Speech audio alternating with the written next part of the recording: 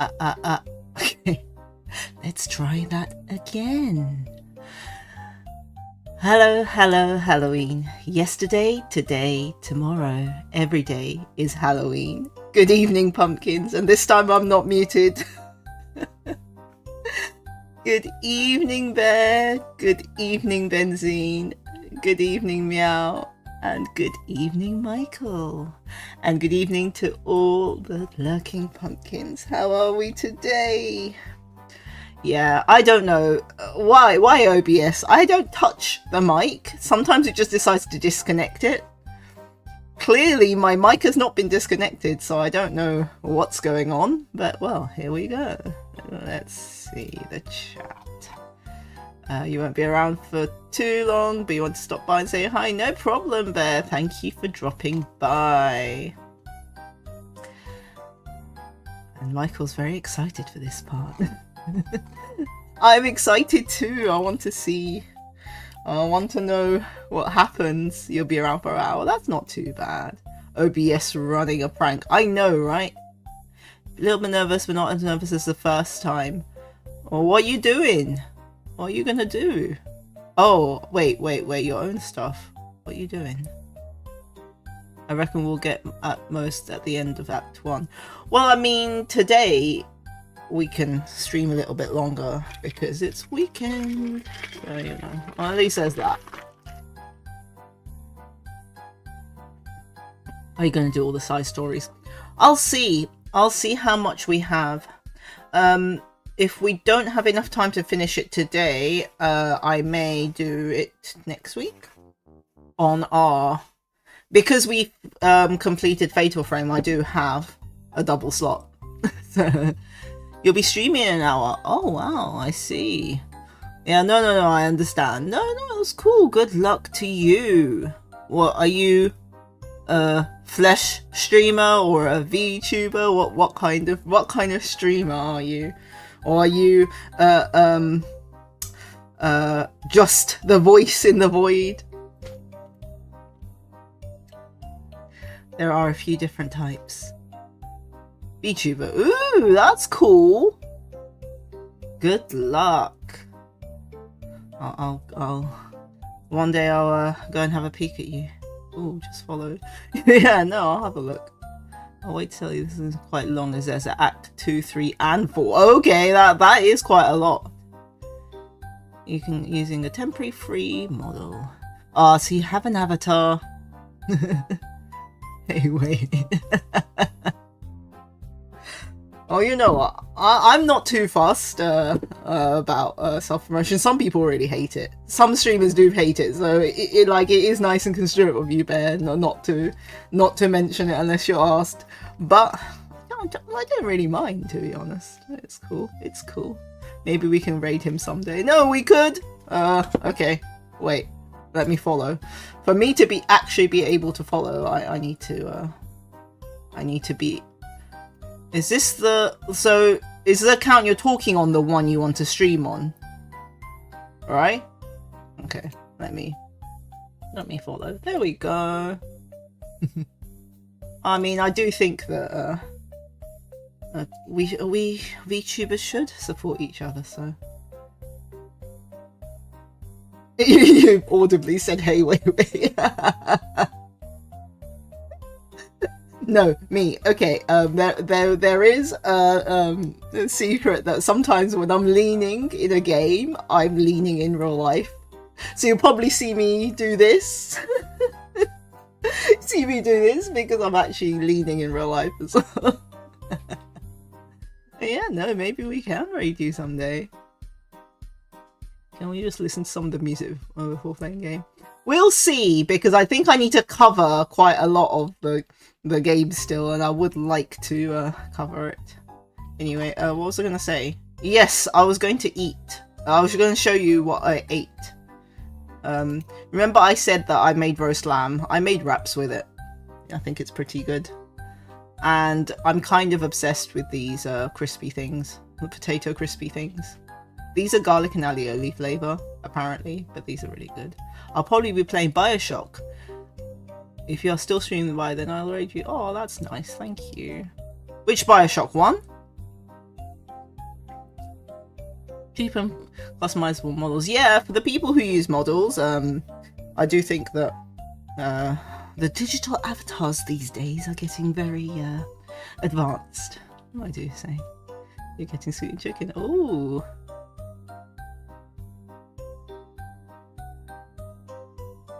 I see. Okay, interesting, Michael. Probably 1. Okay, cool. I mean, 1's my favourite. I mean, Bioshock in general, as a series, is my favourite Western horror game. And that's why actually Nick was kind enough to donate it to me. I think I was talking about it and he was like, here you go, here's the donation, buy it. And I was like, okay, I'll play it. What was I going to say? So yes, I made lamb wraps. But this wasn't today, it was yesterday. And then I made Meow's favourite spaghetti, the Neapolitan, today. It's a very traditional Japanese pasta dish. And it's tomato ketchup. It's stir-fried spaghetti in tomato ketchup. Those look really good. And before you guys all say, what? Ketchup and pasta? No, honestly, it's really good. It's stir-fried as well. So you basically cook the pasta and then you stir-fry it. And I even added my Japanese sausages. It's very good. And this is very authentic Japanese pasta dish. That's very popular in Japan. Yeah, but apparently this is like the worst thing you can do, according to an Italian, to pasta, and like, yeah, it makes a lot of Italians very angry if you show it to them. It's rage bait. But no, seriously, it is so popular in Japan. Like, you can go to like a fancy restaurant and get it, because yeah, well, it's a thing. Apparently it came from the fact that after World War II, Western food became quite popular in Japan, but they didn't really have tomato, cans and stuff, so they used ketchup. I mean, it's got ketchup and meat. It sounds legit. It's definitely, very Italian-like. But yes, people get very angry. I would make an offensive joke, but oh well, good. Don't get told off. Okay. Can we listen to some of the music from Doki Doki Literature Club later? Maybe. We'll see. We'll see how things go.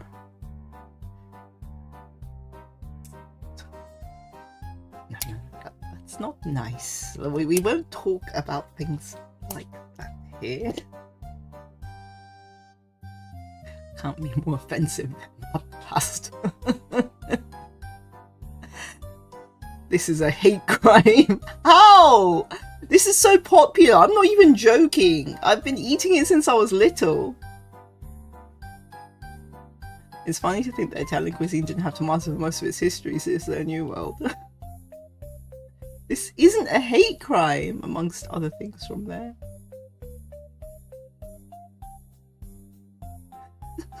But hey, it's traditional Japanese food. I swear, I've been having it since I was little, and it's delicious. And there's literally restaurants that are just dedicated to making this dish. I'm not even joking. Anyway, so yes, today we are playing more Doki Doki Literature Club Plus. We shall see what happens. You wanna? Yeah, okay. Well, tell them about it. It's called Neapolitan in Japanese. Show them. It'll probably rage bait them because Meow's actually Italian. That's why he's raging. Without fail, you'll get you'll get them very upset because Italians get very upset when you put tomato ketchup on pasta. During fascism, there was a movement to ban spaghetti with tomato. Oh, really? Because the fascists were against both. Oh, I see. All I know about tomatoes is that it used to be called love apples and they were considered to be poisonous. Be funny in real life if you wear the pumpkin. I might. I mean, I do use a webcam to stream, so this is me. But I do say that I do have a head. Look, even a lot of artists I commission to draw me miss the fact that I have hair showing. So I just like to point out I do have hair, as you can see. See? They claim spaghetti would make you sluggish and tired, thus lazy, and tomatoes not being OG Italian was also not approved. That's such a bizarre thing, really? I never knew this. Interesting. Well, I'm sure this is like, you know, the best thing. Tomato ketchup, stir-fried spaghetti. Yeah, very good. Anyway. Yes, I guess we can start playing the game. So I will be right back and I will switch to the game.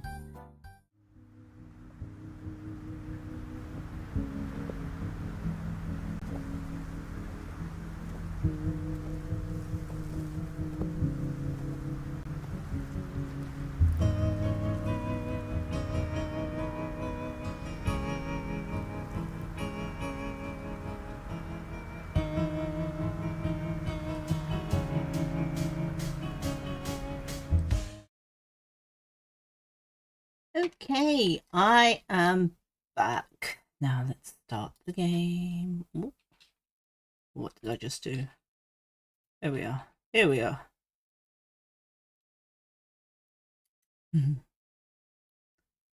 Please act like a yandere. Well, I mean, I will. When the lines come up with their yandere, like I will attempt to voice act them in a yandere way.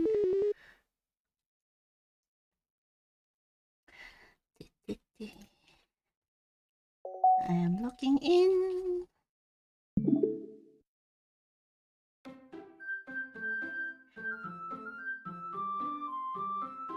This game is not suitable for children, although so easily disturbed. I see.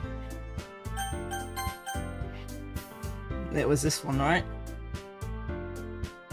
Good evening, Clapton. You like how it's a laptop on the Plus edition? Yeah, well, I guess it's like an old school PC, isn't it? I remember my dad's PC used to be like this. The title of this poem is The Way They Fly. Monika begins to reciting her poem. Her clear, confident voice fills the room. More than that, her inflection is pristine. She knows exactly how to apply emotion behind each line she recites, bringing the world to life. Is this something she's done before, or is she simply a natural? I glance around me. Everyone has their eyes on Monika. Theory looks amazed. Yuri has an intense expression on her face that I don't understand. Finally, Monika finishes the recitation. The four of us applaud. Clap, clap, clap, clap, clap, clap, clap, clap. I've never really seen the Doki Literature Club other than the memes, of course. Well, yeah, I mean, I've seen mostly the memes too, because this is my first time playing. Good evening, Mate. The pumpkin's from... I think Pumpkinhead is Harley Sawyer from Poppy's Playtime. I don't know. No, this one is just something that I just came out with. But I know there is quite a few Pumpkinhead characters in animes and mangas and stuff. But no, it was because I was originally asked to stream for the VTuber Triggerfish. And she asked me, she was like, so, you know, to get you ready for the stream. And I said, I don't want to show my face. And she was like, well, you have to do something, you have to be there somehow. And I was like, okay, fine, I want to be a giant opossum. And she was like, no, I am not talking to a giant opossum. And I was like, oh, okay, then a pumpkin. I want a pumpkin helmet. So she had a pumpkin helmet made for me. There is that one horror manga. Oh yeah, that pumpkin girl. There is. The game likes to hide secrets in the files on other sides. Oh, okay. I'll have a look. Why does it sound like you're cutting your hair? Oh, it's because I was playing with something on my desk. Wait, giant opossum? Yeah, because I love opossums. So I wanted to be a giant opossum, and she was like, "No, I'm not going to sit there and talk to a opossum." And I was like, "Okay, fine." Monika takes a breath and smiles. That was so good, Monika! Thank you very much. I was just hoping to set a good example. Are you ready to go next, Sayori? I'll go next. What? Yuri's all fired up all of a sudden. Yuri clutches a sheet of paper between her hands and stands up. Keeping her head down, she walks quickly over to the podium. The poem is called... Yuri anxiously glances at each of us. You can do it, Yuri! It's called After Image of a Crimson Eye. Yuri's voice shakes as she starts reading the poem. Oh, my favourite girl is on this.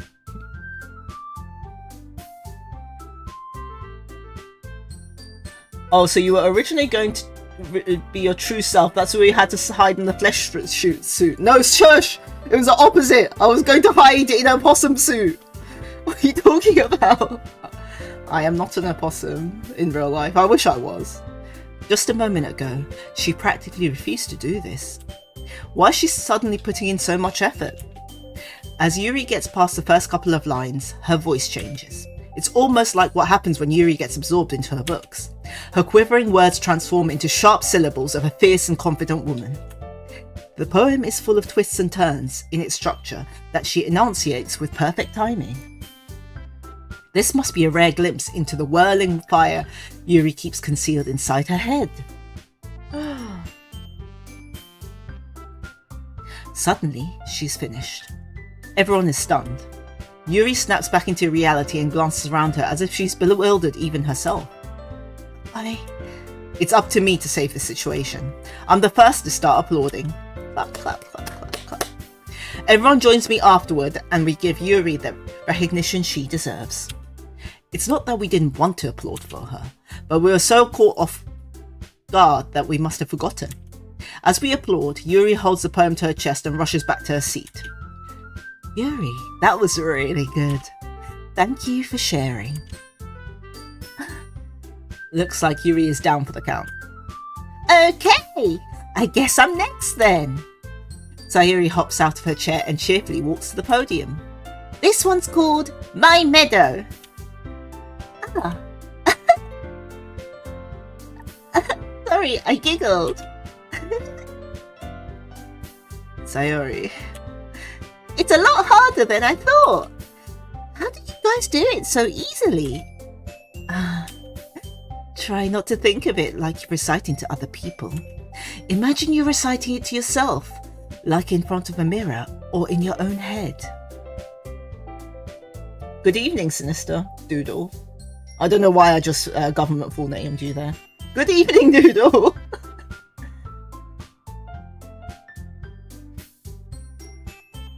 It's your poem, so it'll come out the best that way. I see. Okay then. Sayori begins her poem. Somehow, it feels like her soft voice was made as a perfect match. Soft voice. I don't give her a soft voice. Oh well. The poem isn't aimlessly cheery like Sayori is. You came for the amazing BA. Thank you. It's serene and bittersweet. If I were to read this on paper, I probably wouldn't think much of it, but hearing it come from Sayori's voice almost gives it a new meaning. Maybe this is what Sayori meant when she said she likes my poems. It's like I get to reach more deeply into someone I thought I knew through and through. Sayori finishes and we applaud. Clap, clap. Sinister Noodle. That sounds like Doodle's evil cousin. I did it! Good job, Sayori. Even Cassis liked it. I guess that's a good sign. What does that even mean? It came out nicely, Sayori. The atmosphere of the poem fits you really nicely. But it might be the other poem that wouldn't work quite as well with that kind of delivery. Eh? I don't really understand. In other words, I've seen poems of yours that were sort of gentle delivery wouldn't work as well. They might need a little more force behind them depending on what you're reading. Oh, I know what you mean. Well, I've been practicing that kind of thing. It's just embarrassing to do it in front of everyone.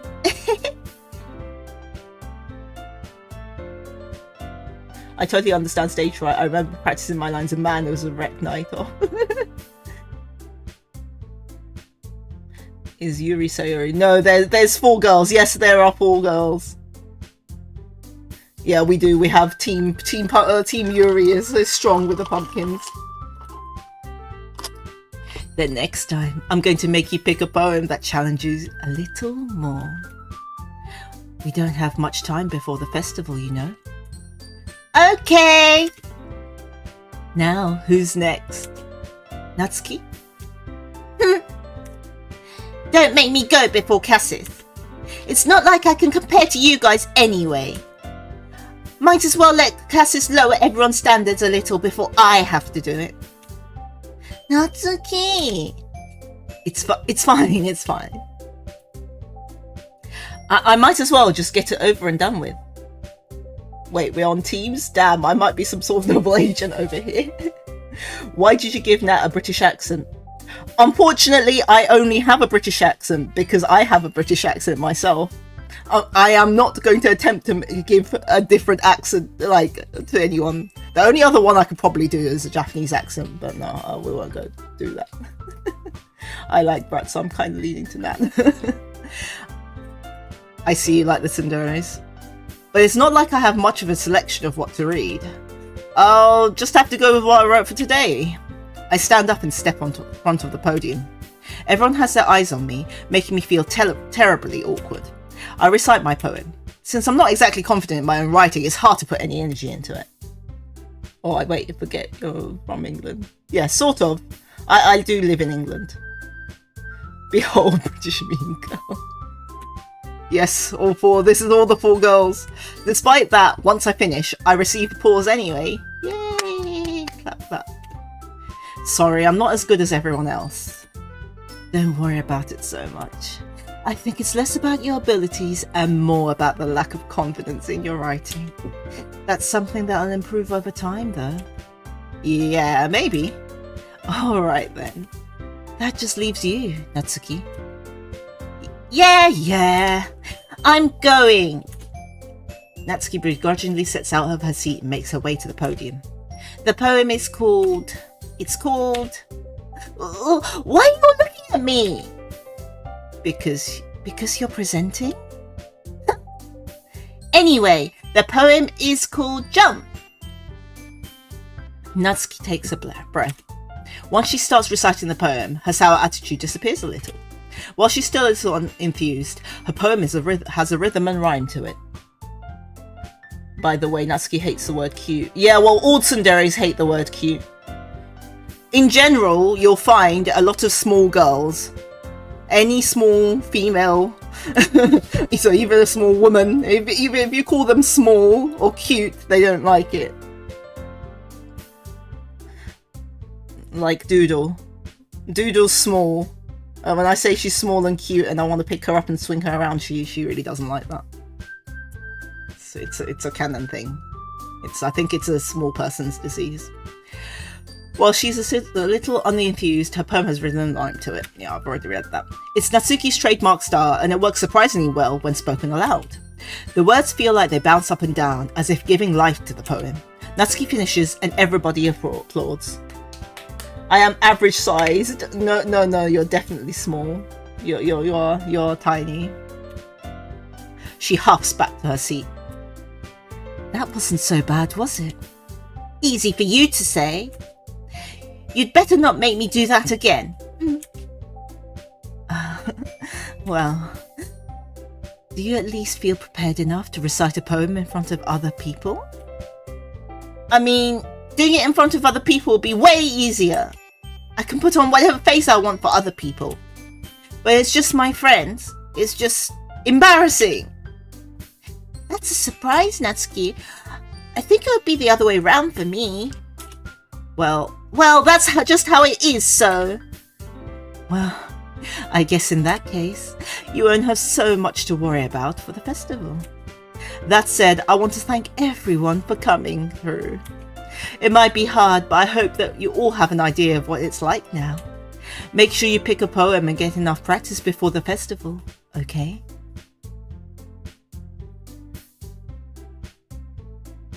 Gumi is biased because I'm a giant. I'm not that tall. I'm just taller than Doodle is.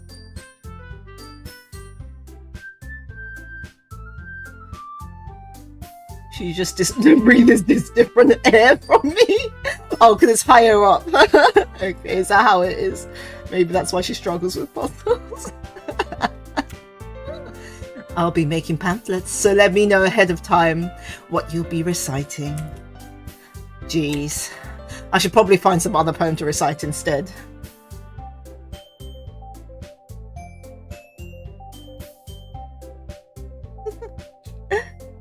I should have lied about my height, but I can tell. Looking at you, you're tiny. It's so cute. That's why I kept on picking you up and swinging you around when we collabed. That's fine too. It doesn't have to be your own. I'm already pleasantly surprised that you're all putting this effort in for the club. It makes me really happy. Yeah, no problem. Okay, everyone. I think that's about it for today. I know the festival coming up, but let's try and write poems for tomorrow as well. It's been working out really nicely so far, so I'd like to continue that. As for the festival, we'll finish planning tomorrow and then we'll have the weekend to prepare. Monday is the big day. I can't wait! I can do this. I can do this. Alright. I stand up.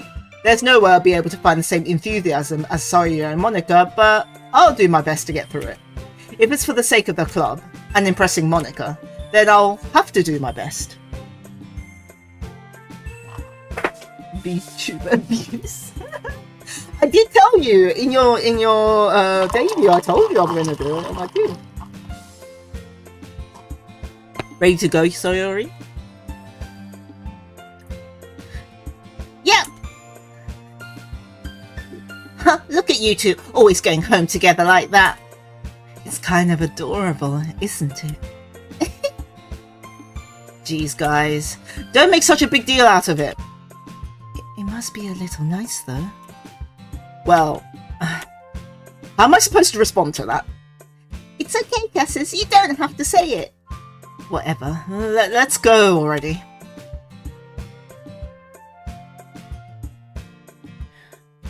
Oh, by the way, when you finish Act 1, you'll have the new game, which will start Act 2. Oh, is that how it goes? Oh, okay. That means Gumi is about 200... No! I'm 178 centimeters. And if you think... Oh, I'm not even gonna say... Like, the possums don't have to be stacked, you know, horizontally with each other. No, vertically with each other, you know. Lol, Gumi is a giant. No, I'm not that big. 178 is not that big. I'm just a little bit taller than most girls are, that's all. Yeah, as I said, all my friends are guys and they are all super tall. Like, some of them are over 2 meters. So to me, I'm like, oh, I'm still short. Good evening, Babu. I walk home with Sayori once more. She can squash me with her feet. I wouldn't do that unless it was by accident. Watch out, Gumi. She might. When Gumi walks, she might step on your head. Only for you, Doodle. Well, actually, no. The pumpkins are all small pumpkins, so maybe they actually might get crushed. I don't know. They're large for pumpkins, but they are pumpkins. So. Even though it's only been a few days, a lot of things have already changed. But today, Sayori's being a little quieter than usual on the way home. Hey, Sayori. Sorry, I was spacing out. What? What? Why are we all going, huh? What? What's going, huh? What? What?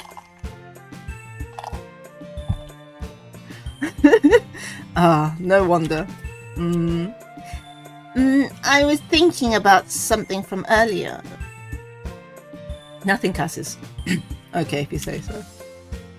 I like how we get to... I mean... Sayuri fumbles with her words. So... Let's just say that one day Yuri asked me to walk home with you. Huh? What would you do? What kind of question is that? You're kind of putting me on the spot here.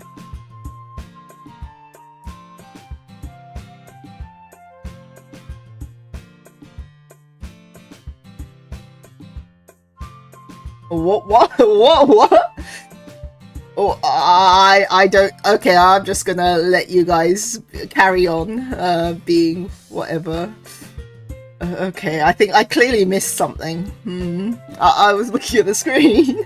Did I miss something? Yes, I think you missed something, because I definitely missed something, Bear. I don't know, welcome back, and I don't know what I missed, but I think looking at chat, I missed something, clearly. Well... There is no harem option of doing both. I guess we'll just go with Yuri for now. Walking home with Yuri, huh? Why does that thought make my heart pound? I mean, given how hard it is for her to socialize, I'll feel awful turning her down, so... Isn't she so beautiful and smart? That has nothing to do with what I just said. You admitted it. Jeez. There's not even any point in speculating something that's never going to happen. Well, maybe. But I just like to think about it. It's not long before you won't need me anymore, you know. Need you? Sayuri?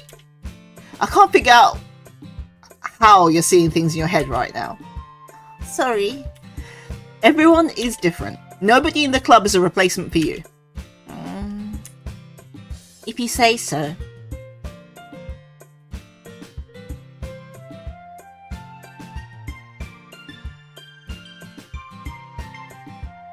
Don't forget, for those of you on Twitch, to donate to the good cause. Oh, God. The conversation trails off and I'm left feeling awkward. But it was kind of her fault for trapping me in such a weird question. I can't just lie to her. But if there's something that makes her happy, I would hate to take that away from her. That's why I said there's no point in speculating. Then again, the festival's only a few days away. Who knows what will happen in that time?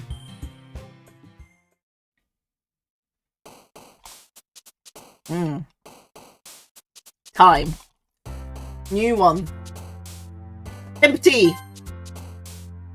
After image. But you know what? Why do we always have to write poems? Why can't we write a story? I'm better at that. Broken. Existence. Tenacious. Unrestrained.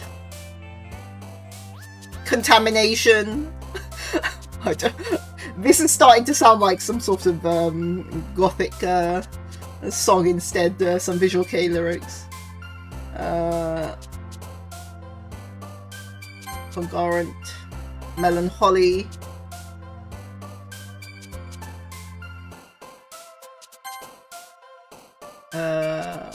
Yeah.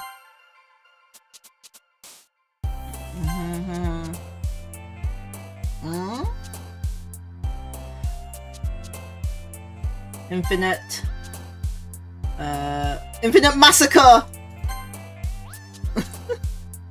Doesn't it though? These lyrics, like words, literally sound like some sort of death metal song.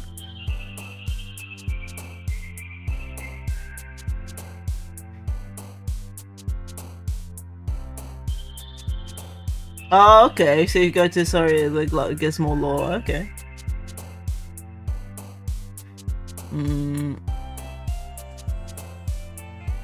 Dark. Vertigo. of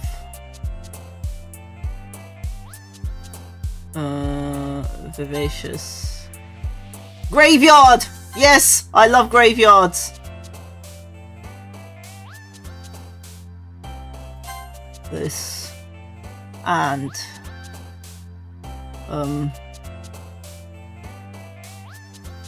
raindrops. There we go. I can see Sister of Down having all those words in one sentence. See, I told you. Oh man, I'm the last one here again. Don't worry, I just walked into. You were practicing piano again? Yeah. You must have a lot of determination.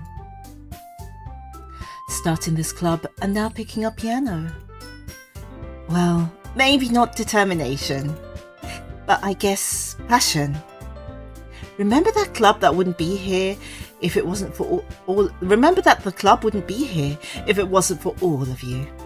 And I'm super happy that you're all willing to help out for the festival too. I can't wait for the festival. It's going to be great. Eh? Weren't you complaining about it just yesterday, Natsuki? Well, yeah. I'm not talking about our part of the festival.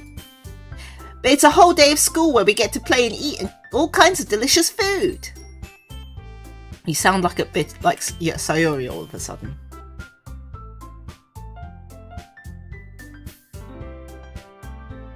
Monika, do they usually have fried squid? Squid? That's a pretty specific thing to look forward to. Oh, come on! Are you saying you don't like squid? You, of all people? I didn't say I don't like it. Besides, what do you mean by you, of all people? Because it's right in your name. Monika. Eh? That's not how you say my name at all. Also, that joke makes no sense in translation.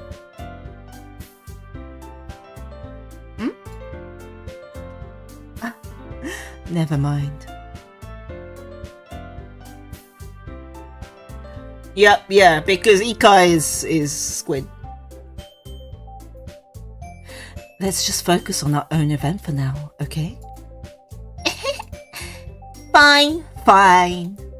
Your reactions aren't as fun as Yuri's or Sayori's anyway. Excuse me? Where is Sayori anyway? Oh, there you are. Sayori is sitting at a desk at the corner of the room, looking down at nothing. I walk over to her. Hey, Sayori. I wave my hand in front of her face. Eh? You're spacing out again. Ah! Sorry. Don't mind me. You can go talk to everyone else. Huh? Is everything alright? Of course! Why wouldn't it be? It just feels like you're a little off. Something fishy is going on there. Oh wait, does that have a different version? I see.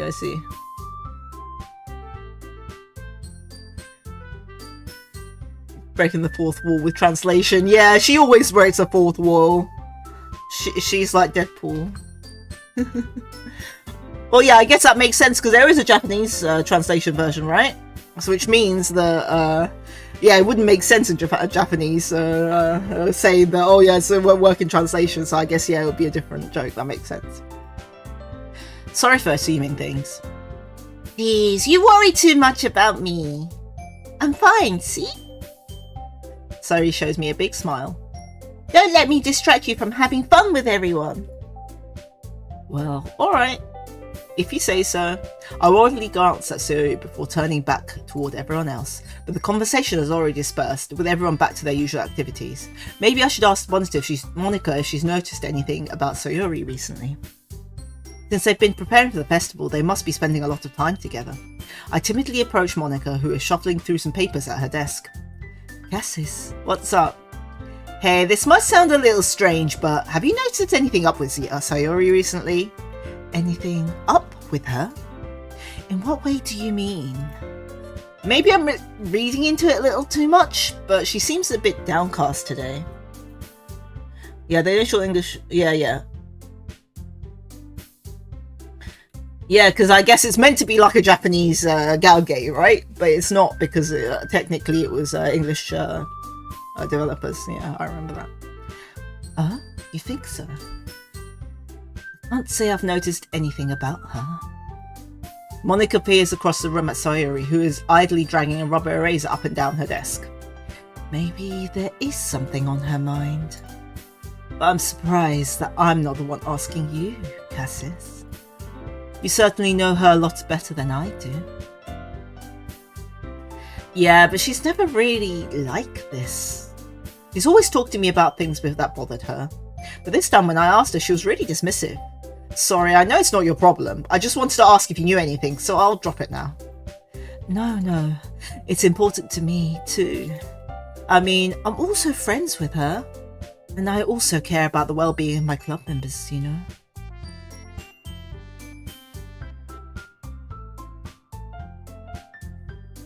Maybe I'll try talking to her myself. Are you sure about that? She seems like she'd want to be left alone. Are you sure?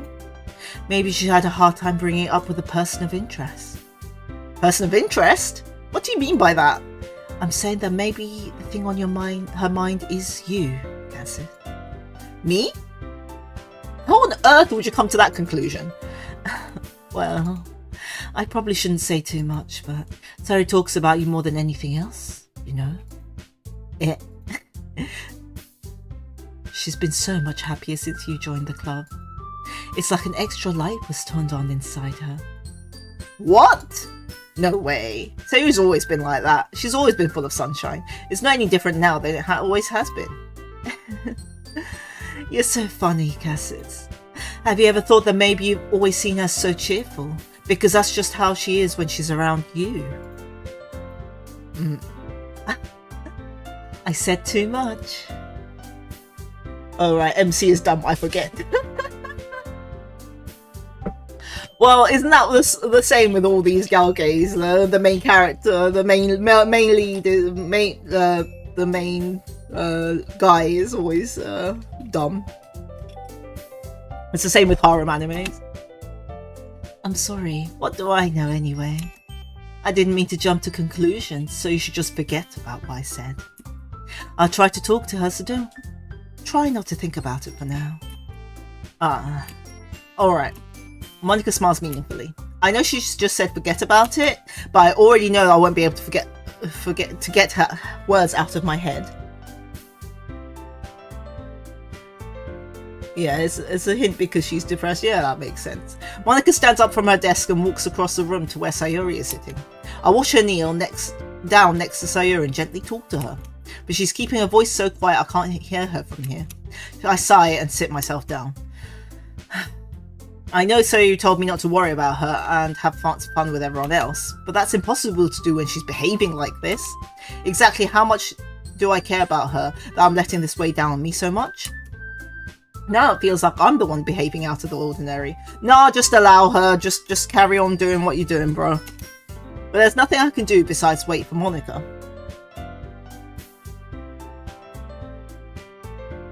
Why does it feel like I'm being watched? I glance around the room. Suddenly I notice Yuri peering at me from over her book, but she looks away quickly with a flustered look on her face. I realise she won't get anywhere like this. I've never really seen Yuri approach anyone or start conversation of her own accord, so I have no choice but to approach her myself. By now it's a little easy for me to do that. I stand up from my desk and sit in the one next to her own. I didn't mean to bother you or anything. Relax, you didn't even do anything. But I could tell that you wanted to be alone with your thoughts. Alone with my thoughts? How were you even able to tell that from what I was thinking like that? Well, it's something that I do a lot, so it wasn't hard for me to spot based on your posture and expression. Not that I was staring or anything. I didn't do anything creepy like that. In any case, I guess you were right. I'm sorry if I caused you any concern. Don't apologize. Your troubles are the only concern of those who willingly share in that concern. Of course, there are certainly those who find the most comfort in keeping to themselves. But if you prefer to share what's on your mind, then I would be glad to listen. It's really not that big of a deal. I was just feeling a bit uneasy about Sayori. Sayori? Yeah, she seems a little off today, but when I asked her about it, she didn't want to admit it to me. So I can't help but wonder if something happened to her. Oh, that's quite romantic. Eh? Sorry. I didn't mean to say something so stupid. It's not that. I just didn't want you to misunderstand. Sayori and I have just been friends for a long time, that's all. I see. Then perhaps it is unusual for her to be dismissive of you about her feelings. Or maybe I'm just reading into it a little too much. Francis, the world is full of meaning, often hidden deep beneath plain sight. And there are many untold mysteries behind every person, so no matter how well you may know them. So you think that there might be something behind it after all? I think that Sayori is a very complex person. Her mannerisms on the outside don't always match what's maybe going on in the inside her head. And she may not always know what she wants. I noticed her strange behaviour today too. And I also feel some concern for her. But in your case, it looked like she was fully occupying your thoughts, wasn't she? Well, I guess that was the case. Sayori, she really means a lot to you, doesn't she? Yeah, I guess. But you don't need to put it that way. We're just good friends, that's all.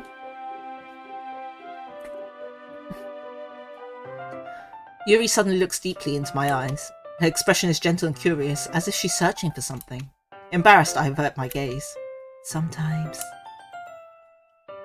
Persons' mysteries are untold even to themselves. And you, as someone honest and caring, may uncover feelings you weren't aware were inside you. I think that she'd be a very fortunate person to have you feel that way about her. Lol, Yuri's is starting to show it's true. Yuri? You're giving me a little too much credit. I'm a pretty simple guy, so I think I'm pretty good at understanding my own feelings. I'm not nearly as sophisticated as you. That's not a compliment, is it? It is what it is. Anyway, as long as we're here, why don't we do some reading? Well, as long as you're okay with it. Yeah. I should be taking my mind off this whole thing anyway.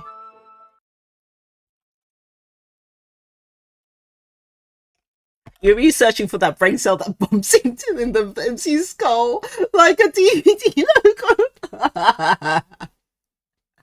I love that analogy. Be honest, have you ever watched Spy X Family? I saw the first season. But to be honest, I like supernatural stuff more in anime, so, you know, like Chainsaw Man and stuff like that. So I also like Hikanatsu. So I kind of dropped after the season. But it's cute. It's cute. I can understand why people like it, but it's very slice of lifey. Okay, everyone. After some time passes, Monika calls out to the club room. Why don't we share our poems now? Yuri seriously giving MC too much credit.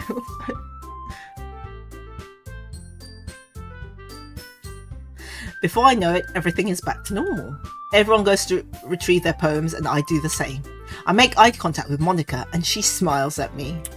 I wonder what she's talking about with Sayori. Here we go again. Man, Philadelphia has it. Context is I got new root beer to try. Oh yeah, Bear, you were saying you love root beer. I should try it at some point. I think I'll buy a root beer at some point and try it and see what I think, you know. Well, I guess seeing as we are Oshiing Yuri today, this playthrough, I guess we'll poke her first. Cassis, your writing has only improved in these last few days. Every poem you've shown me has nothing short of spectacular. I can really feel the emotions. I'm a little envious, even. I don't think it's ever come to me this naturally. Yuri, that's the wrong way to put it. This never did come naturally to me. But I've been able to improve so much thanks to you. You're really the example I was chasing after. Is that so? Yuri gently smiles to herself. This feeling. I'm so glad I got the chance to share my writing. You'd recommend trying a craft one first. Okay, alright. I'll try and look for one. I never thought it would feel like this. I remember you mentioning that yesterday. I can't believe you're so good at something and you've never even shared it with anyone. It's kind of a shame. Maybe, but it's not like I really had a choice. What do you mean? Well... Yuri smiles sadly. Cassis, during lunchtime, I eat by myself. Did you know that? It's a great time to find a quiet spot and do some reading. In fact, I always have some books with me. You could say I really enjoy reading. Well, that's one way to put it anyway. But books are so amazing and inspiring people. People you want to fall in love with, or people you just know would make a really good friend. Cheerful people who always put a smile on your face, or deep thinkers and problem solvers who discover the mysteries of life. So when you look at it that way, I'm surrounded by friends every day, you know? And those friends don't laugh at me. They don't tease me for spacing out all the time. They don't make fun of my body type. And they don't hate me for acting like a know-it-all. People say that about you. I'm not a know-it-all, Cassis. It's the opposite. I don't know anything. I don't know how to talk to people. I don't know how to make people see me as normal. I don't even know how to make myself happy. I have all these feelings, and all I can do with them is read and write. But it wasn't until now that I started sharing it with you that I really understood what was missing all this time. But I haven't really done anything. No. That's wrong. Just being patient and respectful. That's really important to me. I know I'm a difficult person, Cassis. I speak too slowly. I second-guess myself all the time. I read too deeply into things. But every time, you've always treated me just like anyone else. It's so rare that I feel comfortable with myself when I talk to others. But that's why every time I talk to you, I just feel really happy. I see. Well, I treat you how you deserve to be treated, Yuri. And if other people don't see it that way, then screw them. I mean, I joined this club hoping I'd make friends.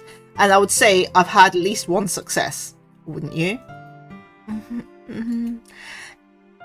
If you put it that way, yeah.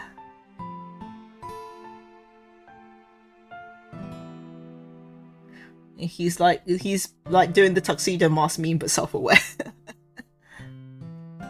We really are friends now, aren't we? Yuri puts her head in her hands, but this time she's smiling as she does it. Do you want to show me your poem? Yeah, I do. Let me get it for you. Ghost Under the Light, Part 2. The tendrils of my hair illuminate beneath the amber glow, bathing. In the distance, a blue-green light flickers. A lone figure crosses its path, a silhouette obstructing the eerie glow. My heart pounds, the silhouette grows closer, closer. I open my umbrella, casting a shadow to shield me from visibility. But I am too late. He steps into the streetlight. I gasp and drop my umbrella. The light flickers. My heart pounds. He raises his arm. Time stops. The only indication of movement is the amber light flickering against his outstretched arm. The flickering light is in rhythm with the pounding of my heart, teasing me for succumbing to this forbidden emotion. Have you heard of a ghost feeling warmth before? Giving up on understanding, I laugh. Understanding is overrated. I touch his hands, the flickering stops. Ghosts are blue-green, my heart is amber. Finishing the poem, I start to hand it back to Yuri, but instead of taking it from me, she looks away.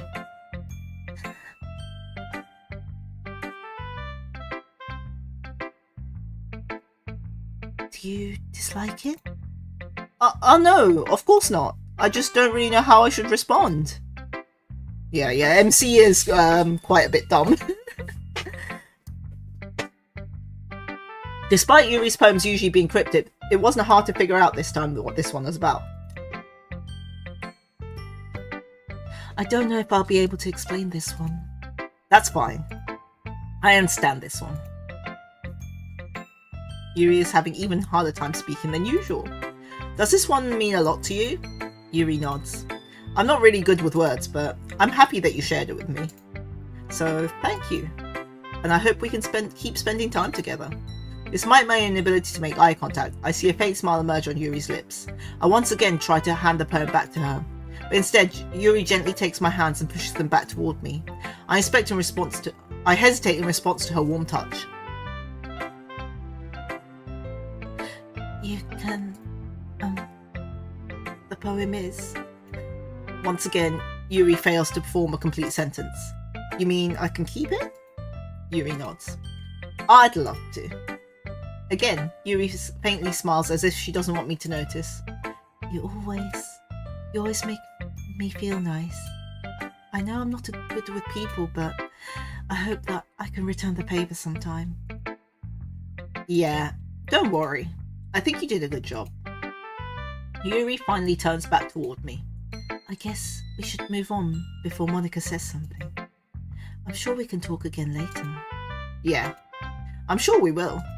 With that, Yuri timidly smiles at me and I return to my seat so I can put her poem away. By the way, in the whole school, we don't get to see much of it the whole way outside the club and the club classroom. Yeah, I mean, that's the same with most visual novels, right? You only have a few backgrounds. Most of it is the text. Okay, I guess next, we'll talk to the problem. It's nice, I guess. Come on, I can already tell you don't like it. Well, you don't need to worry about what I think. What I think. After all, you wrote this for someone else, didn't you? Probably Yuri. Eh? I didn't write this for anyone specifically. Maybe. That's not really what I meant, though. But it's okay. You're making new friends just like I was hoping. That makes me really happy. And you're happy too, right? In this club? Well, of course I am. Good! That's all that matters to me. Thank you, Cassis. Sayori. Is there something wrong? Huh? No, nothing. I'm just a little tired today. Alright. Just tell me if you need anything. I will. Don't worry about me, okay? You can go and play with everyone else now. If you insist. Yay! I'm gonna go home a little bit early today. Sayori? Tell Monika I wasn't feeling well, okay? I'll see you tomorrow. Before I can say anything else, Sayori cheerfully walks out the classroom humming to herself. Damn, she didn't even show us her thing. Oh dear.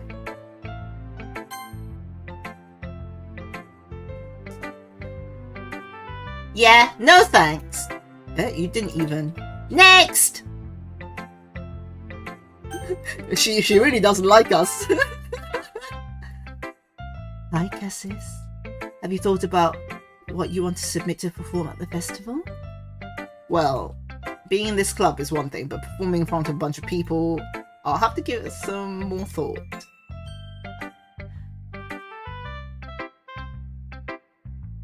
Yeah, I think I ended up not actually picking any of it. Okay, no pressure. But whatever you do, I'm sure it'll turn out great. It would also make me happy to see. Anyway, let's take a look at today's poem. Sure. I let Monika take the poem I'm holding in my hands. Your style's gotten so refined, Cassis.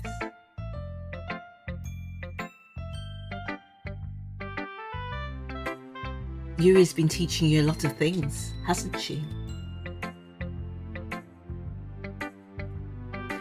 Well, I guess so. Yeah, I've been noticing how much time you spent with her. I think I've heard her say more words these couple of days than she's talked in the whole year. Not sure how you did it, but it's pretty impressive. Well, she just needs some patience and a way to talk about all the things in her head, I guess. I'm still getting the hang of it myself. You're certainly putting on a lot of effort. You must really like her. Eh? That's... It's awfully suspicious, you know. Spending time with her in the clubroom every day. Reading that edgy novel with her. Well, I just feel bad that she had a hard time socializing. It makes me want to make sure she doesn't spend all her time alone. Besides, the novel isn't too bad either, you know. Alright. I get you. Just be careful, alright? I know that Yuri isn't used to opening herself up. So if something bad happens while she's vulnerable, then it could be really hard for her. Her books aren't total escape from reality. They're just a bandage. You say that like I'm going to hurt her. Sorry, I didn't mean that. If anything, she might accidentally hurt herself. Anyway, I'll share my poem with you now, alright? Alright. The Lady Who Knows Everything. An old tale tells of a lady who wanders earth. The lady who knows everything. A beautiful lady who has found every answer, all meaning, all purpose, and all that was ever sought. And here I am, a feather.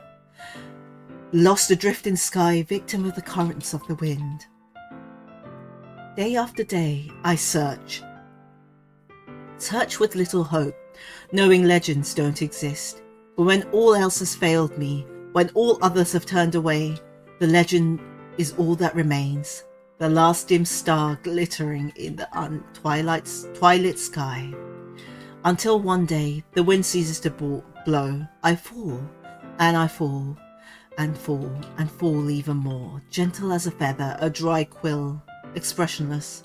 But a hand catches me between the thumb and forefinger. The hand of a beautiful lady. I look at her eyes and find no end to her grace. The lady who knows everything knows what I'm thinking. Before I speak, she responds in a hollow voice. I have found every answer, all of which amount to nothing. There is no meaning, there is no purpose, and we seek only the impossible. I am not your legend. Your legend does not exist. And with a breath, she blows me back afloat, and I pick up a gust of wind.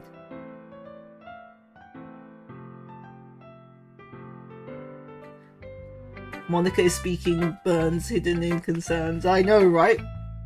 She is. You know, I feel like learning and looking for answers are sort of things that give life meaning. Not to get too philosophical or anything, but it was kind of on my mind, so that's what I wrote about. I see. I never really put much thought into it. In a way, it's almost paradoxical.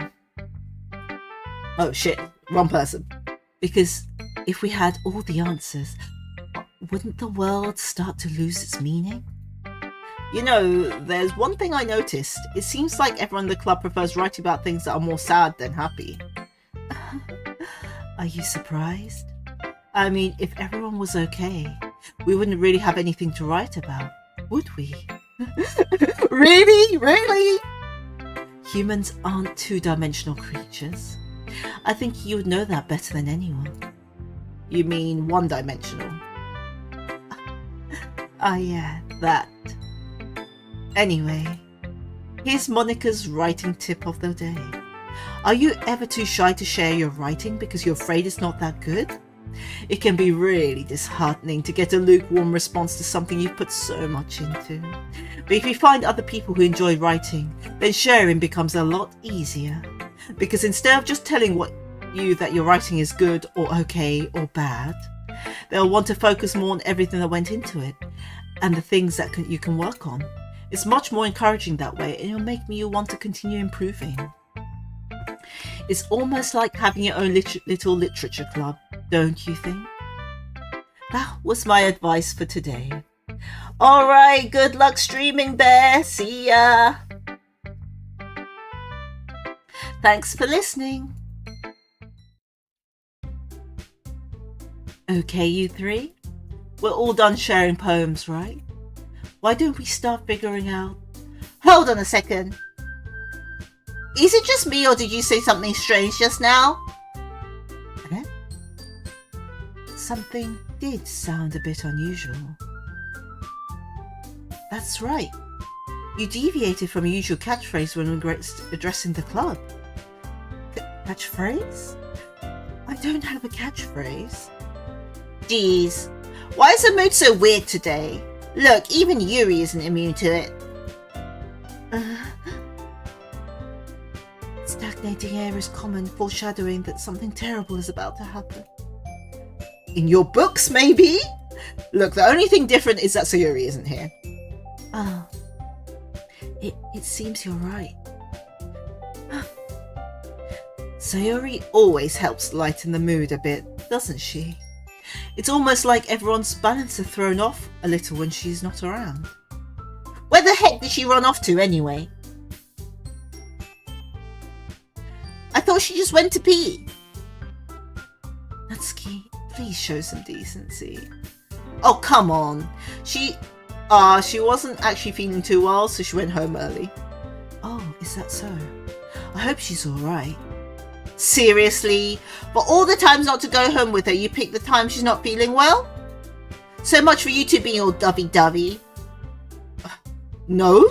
First of all, stop misunderstanding my friendship with Sayuri. And second, she's kind of been avoiding me today, so I didn't want to force it. She just wants to run from Monika. Oh? That curious expression coming from Yuri of all people? Calm down, guys. I talked to her earlier and everything is fine. What did she say? Anyway, we need to figure out the rest of the festival preparations, so... let's decide what everyone will be doing this weekend. I already know what I'm doing. That's right. Natsuki will be making cupcakes. But we might need a lot of them and different flavours. Can you handle all of that by yourself, Natsuki? Challenge accepted. As for myself, I'm going to be printing and assembling all the poetry pamphlets. Sayuri will be helping me design them. And as for Yuri, you can... Guys, can you help me come up with something for Yuri? I'm useless. No, that's not what I said at all. You're the most talented person here, you know.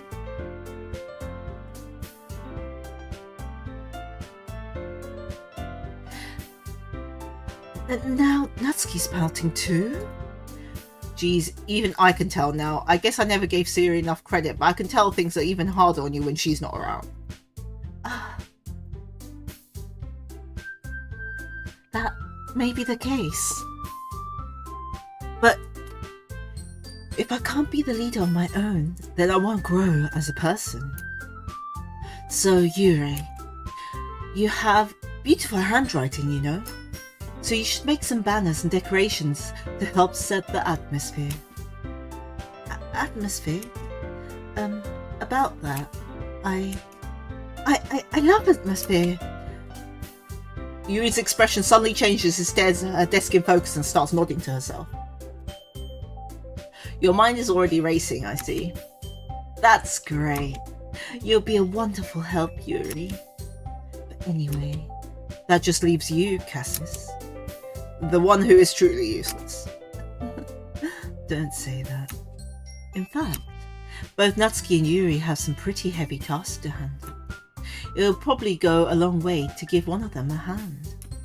You could always help me out as well. I would really appreciate it of that. Ah, that's... Is Monica suggesting I spend the weekend with one of my own club members? How on earth are they going to respond to a suggestion like that? Ah, I suppose I wouldn't mind a bit of help. Well, even if you don't know how to bake, there's always some kind of dirty work could give to you. It's not like Monica's going to give me a choice, and you shouldn't be sitting on your butt anyway. Natsuki tries to mumble a bunch of excuses like that. If I recall, Natsuki, you mentioned that you would like to handle the baking on your own. Cassis might not like to be around if you only make him out to be a nuisance. So therefore, he may be more suited to assisting with the decorations. Hold on, I never said that. How hard could it be to make a few decorations anyway? Sounds like you're just making excuses for Cassis to... What are you saying? It'll be extremely meticulous work. And baking isn't? Just what do you think? Guys, let's settle down for a moment. In the end, I think it's up to Cassis to decide who he'd like to contribute.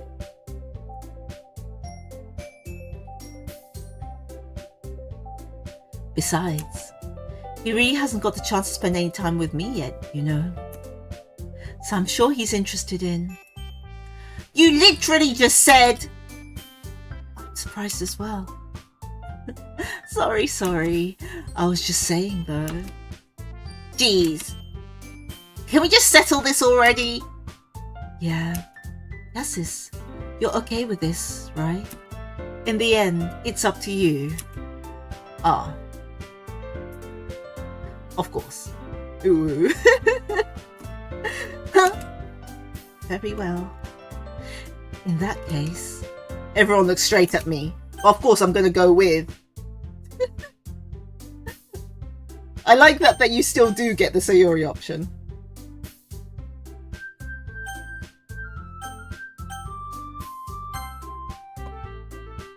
Well, I'll probably be the most useful helping out Yuri.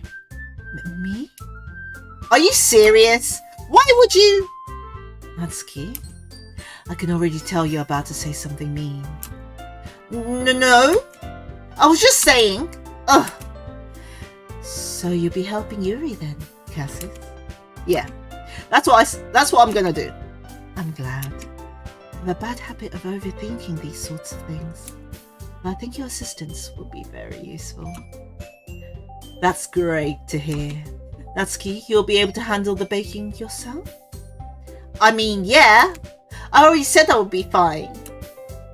Okay. Everyone could tell Natsuki is feeling a little sour. So, is that everything we need to go over? I think if you choose Sayori, she'll tell us that she's depressed. Oh, okay, yeah, I thought so. Yeah, that should be about it. Are you guys excited? Well, excited may not be the right word, but I suppose I'm looking forward to it a little bit. Do you feel the same way, Cassis? Me? I guess you could say I'm interested to see how it turns out. That's good enough for me. What about you, Natsuki? Natsuki? What? Why is everyone yelling at me? I didn't even do anything. No, that's not what I meant at all. Yuri anxiously glances between everyone in the room. I'm sorry for this. I don't really know why Cassis picked me. And also, your cupcakes are the best cupcakes I've ever had. They go really well with my tea. And there's nothing I would do for the event that will compare to that, so... I get it. I'm kind of surprised though. What, why? Well, I'm not the one acting immature. I already know that. But you're the one trying to cheer me up all of a sudden. I know I'm not very good at it. I'm sorry if I said something bad. Natsuki isn't the only one surprised. Monika and I are taken back by Yuri's words. When she already had trouble with words, trying to cheer someone up must be far out of her own comfort zone. But I begin to understand. Yuri is trying to sound like Sayori. Even if it didn't work perfectly, I can tell she tried to say something Sayori would say at a time like this.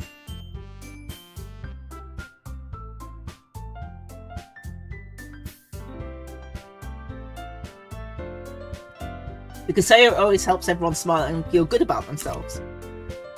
No, I kind of appreciated it. I'm sorry for making a big deal out of nothing. But I'm gonna say this. You better bet that my cupcakes are going to be the best part of the whole event. Oh, I believe you. Yeah, I hope to see everyone do their best. But with that, there's nothing more for today. So I guess it's time for us to head out. Alright, let's get out of here then. Everyone packs up their things. I start to follow Monika and Matsuki out of the door as they chat between each other. I turn around. Sorry.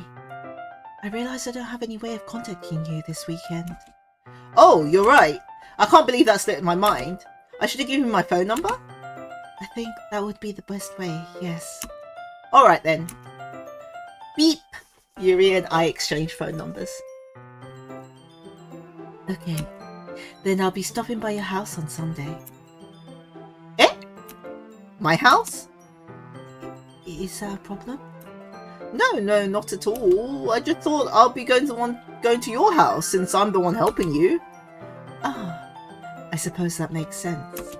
But if you don't mind, I think I would prefer going to your house. What are you hiding in your house, Yuri? Alright.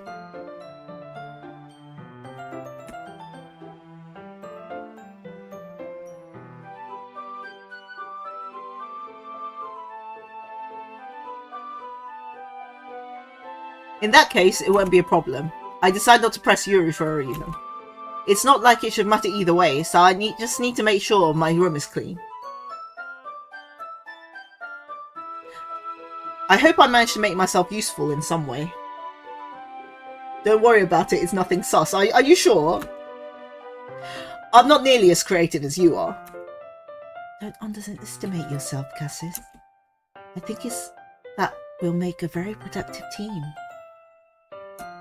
Even if you only chose me because you felt bad or something. Wait, you don't actually think that, do you? I don't know. It's difficult to come up with any other reason you may have chosen me.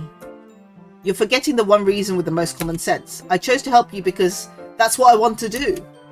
But... Yuri thinks to herself with an extremely tense expression. Yuri, you're overthinking this. You wanted me to point out what you're overthinking, right? I didn't realise. I'm telling you, I want to. That's all there is to it. Good evening, Kumo. Yuri thinks really hard again. She looks straight into my eyes for a long while. I believe you. As if it took a tremendous effort, Yuri finally says that and relaxes his expression. And I'm really looking forward to Sunday.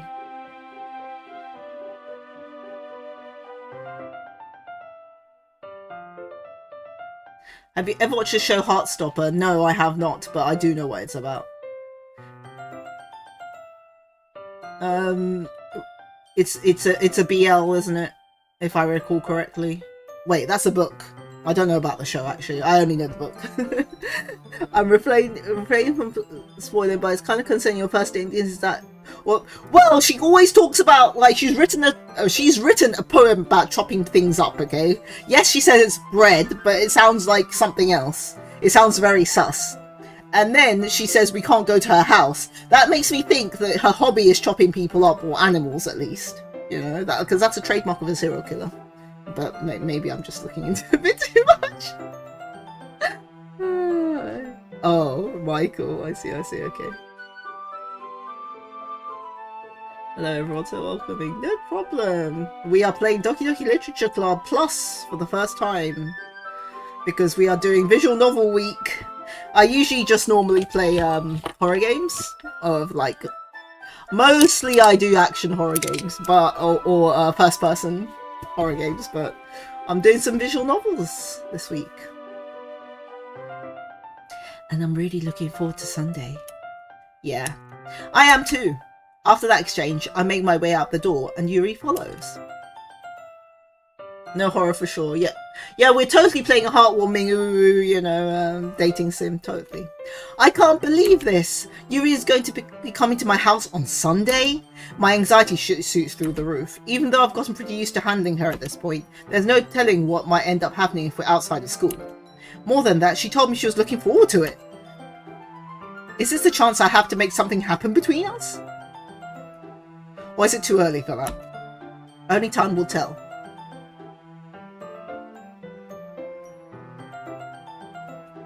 But until then, I won't be able to take my mind off it. I seriously can't wait. I just know all the girls are cursed, but I don't exactly know which one's which, so I'm not sure. But well, the fact that she's mentioned all of this, like, yeah, to me, it makes me think that she likes horror.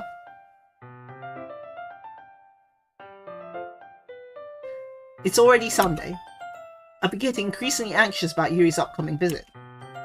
I keep telling myself there's no reason to be nervous, but it doesn't help much.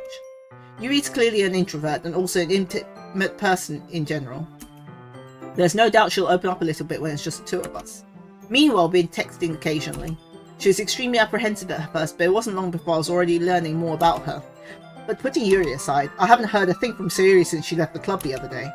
It's not like we text each other all the time or anything, but I've been worried about her at the back of my mind. Between what Sayuri said and what Monika said, is it really okay for me to be putting Sayuri's feeling aside when she might need me? Yeah, it's fine. It's fine. That's just how life is, you know. You can't try and date everybody, or otherwise you end up getting killed, you know?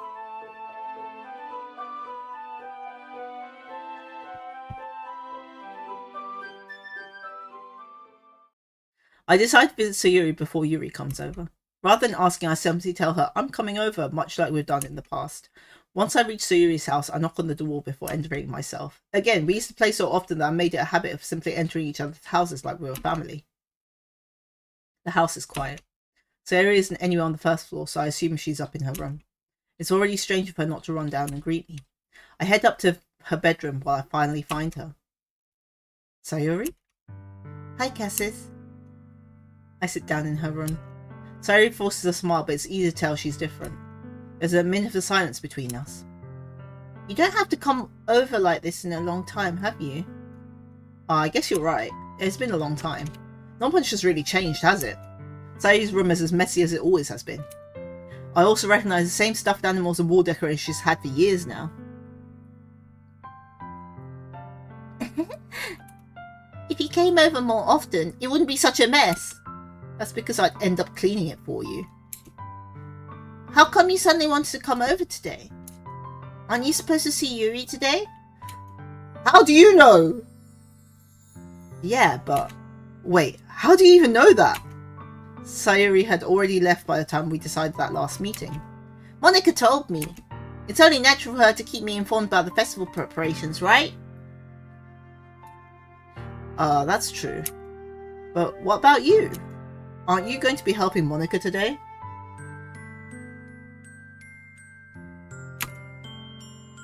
Of course!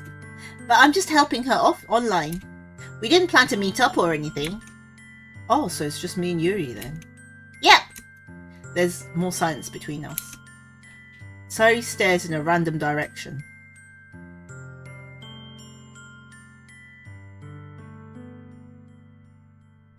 Oh, wait. Oh, yeah! She's been biting her fingers. Isn't it? Yeah, she's been biting. There's blood on her fingers. She's either been biting the skin on her fingers or doing something sus. Anyway, I finally get to the point. I just wanted to see how you're doing. After you left on Friday, when something's wrong, you can't hide it from me. Oh, in the room? I can't see anything right now. I know you too well. So, Sayuri smiles, shaking her head. That's no good, Cassis. Eh? Why can't it just be like how it's always been? There's blonde on it. Yeah, look. Here. Can you see my mouse? Is my mouse on the stream? Here. Can you see the red? She's got blood. I'm surprised there's no, you can just see without the text box, but yeah.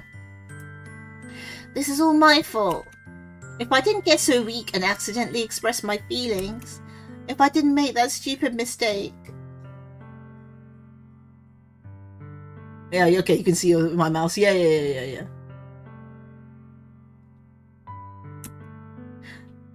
Then you wouldn't have been so worried about me at all. You wouldn't have come here. You wouldn't have been even thinking about me right now. I mean, that's true.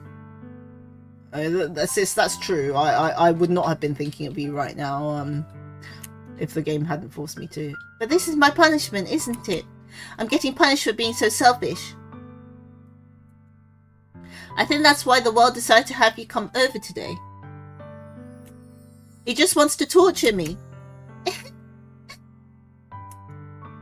Sayuri. I grab Sayuri by the shoulders. What on earth are you saying? Are you listening to yourself right now? I know something's happened to you. There's no other explanation for you to be like this. So tell me already. Until I know, I won't be able to stop thinking about it. Sayuri gives me an empty smile. You really put me into a trap, Cassis. Background near the wardrobe. I want to... This text box is getting in the way. I can't see much.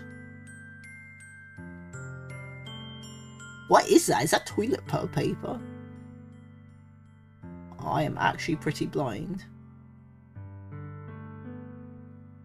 I'm just looking at her ugly Angry Bird plush. You're wrong. Nothing's happened to me. I've always been like this. You're just seeing it for the first time. Seeing what? What are you talking about, Sayuri? You're really going to make me say it, aren't you, Cassis? I guess I have no choice this time. The thing is, I've had really bad depression my whole life. Did you know that? Why do you think I'm late to school every day? Because most days I can't even find a reason to get out of bed. The reason there is anything to do when I... What reason is there to do anything when I fully know how worthless I am? Why go to school? Why eat? Why make friends? Why make other people put their energy and caring to waste by having them spend it on me? Yeah, the text box I think is hiding it. But the calendar, oh yeah, the scratched out stuff. And their circles, I don't know what those are though. And she's torn something out. That's what it feels like. And that's why I just want to make everyone happy, without anyone worrying about me. I'm in shock. I can't even figure out how to respond. How is it possible that Sayuri kept this from the entire time that I've known her? Did she really want so badly for me just not to think about her? Why, Sayuri? Eh? Why is that you've never told me about this? It almost feels like I've been betrayed as your close friend. Because if I knew, I would have done everything I could to support you. Even if there's so much that I could do, I would have tried a little bit hard to make my day a little bit better for you. That's why I'm your friend. All you had to do was tell me. You don't understand at all, Cassis. Why do you think I didn't tell you? Because if I told you, then you would have had to waste effort caring about me instead of doing important things. I don't want to be cared about. Oh, you heard her. She don't want to be cared about. It's bittersweet when people try to care about me. It feels nice sometimes, but also feels like a bat being swung against my head. That's why I wanted so badly for you to make friends with everyone else. Helping everyone be happy together is the best thing for me. But then I discovered something else too.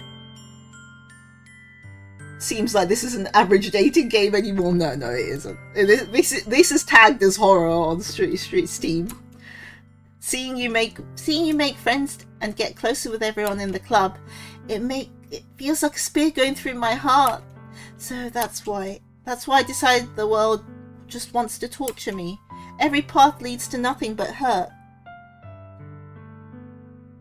It's horrible because they kiss probably. Lol.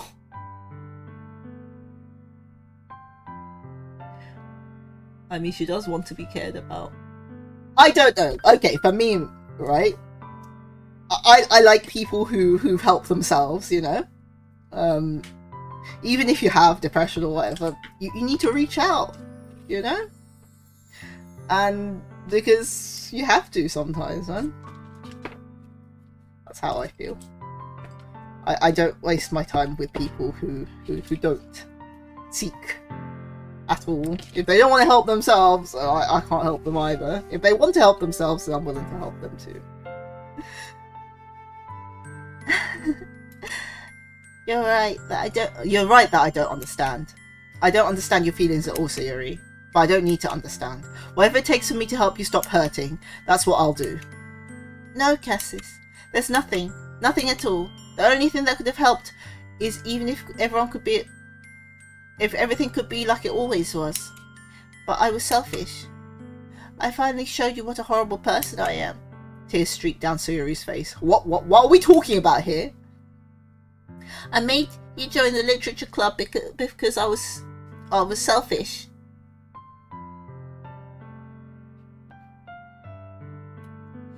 And I was punished by my heart hurting in a way I couldn't understand. Well, from what I can understand, basically, she tries to be selfless by, you know, getting her childhood friend to go and, you know, introduce her to her friends. But then she got jealous because she obviously likes this guy. And then she's having this whole little drama about how, whatever. Yeah, if it was me, I'd be like, okay, you keep doing that. I'm just gonna go now. But admittedly, I am not the most squishiest person, I suppose. But yeah, so seriously, you can't have it both ways. You can't be a selfless saint and, you know, get what you want. You have to either be a bitch or you'll be a selfless saint. It's one or the other, you know. It's how the world works. And now you came here and I made you hurt too. I'm just weak and selfish. That's all I am. And that's why I'm going to accept these punishments.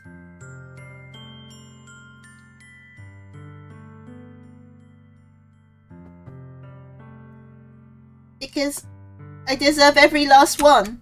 Without thinking, I once again grabbed Sayuri's shoulders. This time I pulled her into a tight embrace. Cassis. Sayuri, I don't care if you feel selfish. I'm really happy that you convinced me to join the club. Seeing you every day makes it worthwhile though. If I make friends with everyone else, then that's just a bonus. But please, never underestimate how much I care about you. I wouldn't have it any other way. Cassis. Sayuri isn't hugging me back. Despite my arms being wrapped around her, her arms remain at her sides. She starts sobbing next to my ear. No, don't do this to me. Please don't do this. Cassis, Sayuri barely managed to speak between her sobs. I don't know if I'm doing the right thing, but all I want for her is to know that I care. If you have it in you to call yourself selfish, then you have to let me be selfish too. No matter what it takes, I'll figure out what needs to change. I'll make these feelings go away. And if there's anything for you that you need me to do, then you better tell me. I'll get mad if you don't. I don't know. Well, she does know, she just doesn't want to say it, because yeah, she will sound like, you know, a terrible person. Because obviously she likes this guy, but at the same time, she can't say that, because she'll feel selfish. Because she knows that he's getting with one of her so-called friends. Yeah. I don't know anything. It's all really scary. I don't understand any of my feelings, Cassis. The only time I'm not feeling nothing is when I'm feeling pain. But your hugs are so warm. And that's really scary too. Huh. Zoe lets me go. As she does, I let go of her as well. The festival is tomorrow. Yeah. It's going to be fun, right? Yeah. How would you like for me to spend it all with you? It's what I want. Huh? What? Why? Why have we gotten to this situation?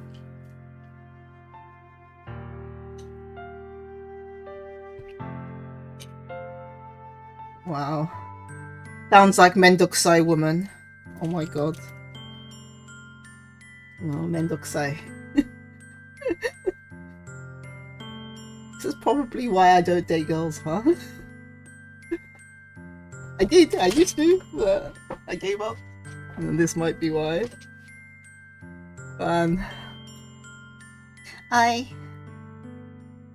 The festival will be so much fun. I think that would be nice then. This MC is like, you know, setting himself up to get killed. School days ending incoming. Pumpkinhead, are you bisexual? Yes, I am. I'm bi. However, I don't really date women anymore because didn't I tell you I end up picking like all the red flags by accident. Like, honestly, as you can tell, I'm a really no bullshit person, but for some reason I am a magnet for red flag women in real life. Both my actual, like, you know, my friends, like female friends who come close, like, you know, who are really close to me, and also girlfriends, they always end up being the biggest red flags, and I only notice that after a while, and then I end up having to, you know, break up with them, and it's, yeah. The MC might be a dirty dance, he tries to be a friend. It's just the curse of being into women. No, Meow, you just have the same curse as me. I just realised, basically, that all my male friends, because I've got a lot of male friends, they also have the same curse as me. For a long time I thought maybe it's all women, but no, I'm wrong.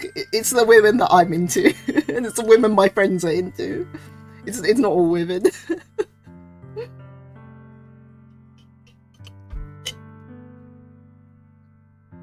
Seems that probably could help more than he could haven't even been in this. Nah, that's the whole. Look at Yansu. Yeah, like, no, you cannot help this girl. You cannot. Like, if we're talking about real life, if this is a real life situation, and I had a friend like this, yeah, the only thing you can do is let her family know, get her some mental help, and that's all you can do. It's not with the power of love. No, this is very, very dangerous, because this girl clearly likes you. Yeah, I would be stepping away. This is where I would realise that she's a huge red flag and run away. But well, this is a game, this is fiction, we can do whatever we want, you know. Sayuri wipes her eyes. If I could spend the whole day here, I would. No. That's a very... The game is very explicit about it if you go her route. Yeah. It's true. You cannot help this. You cannot fix her. Of all days, it had to be the one where I have other plans. Maybe I should cancel. No, don't. Please don't. If you do that, then I really wouldn't forgive you. But it's almost time for Yuri to meet me at my house. At the very least, do you want to come along and help out? It would be fun. To my surprise, Sayuri shakes her head. I'm sorry. I don't know if that would be very good for me today. You understand, right? It's kind of hard for me to fully understand, but I'm trying my hardest. He doesn't have the brain to understand concept yet. It's true, yes. She doesn't bite.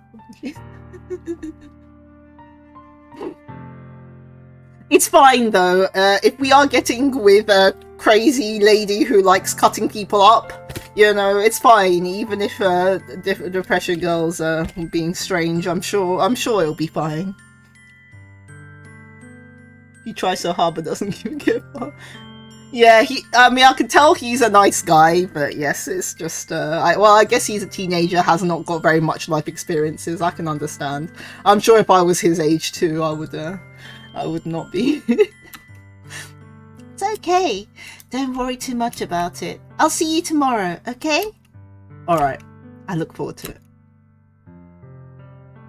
I say goodbye to Sayori and exit her house. On the way home, I find myself feeling a little uneasy.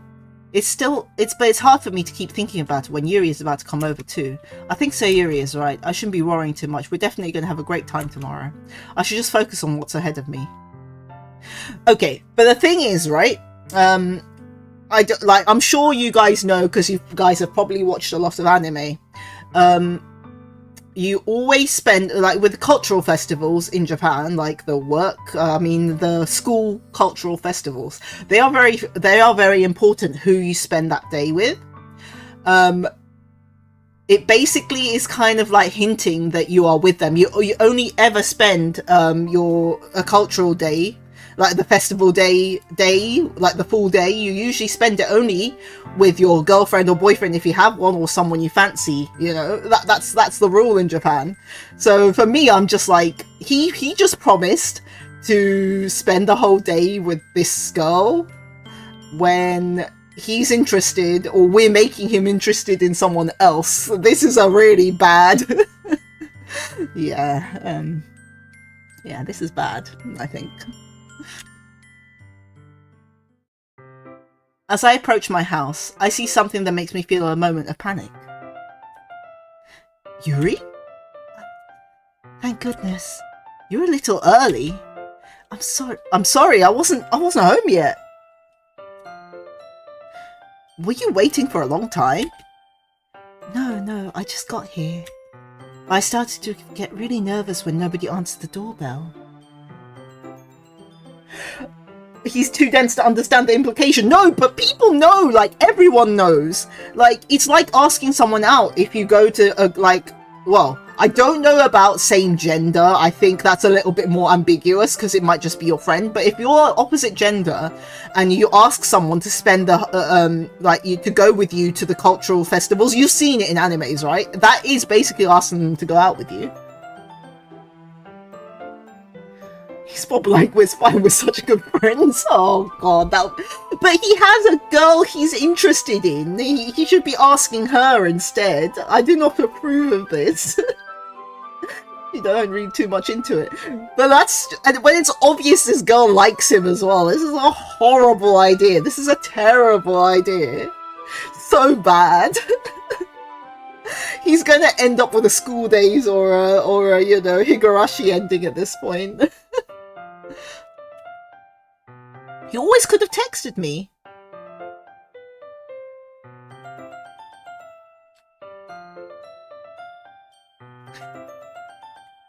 If I had known, I would have reassured you and hurried more on my way home. I suppose that was true. You know, she likes him, obviously, and they understand. So. Unfortunately, he has none of those. Yeah, it seems so. I didn't think of that.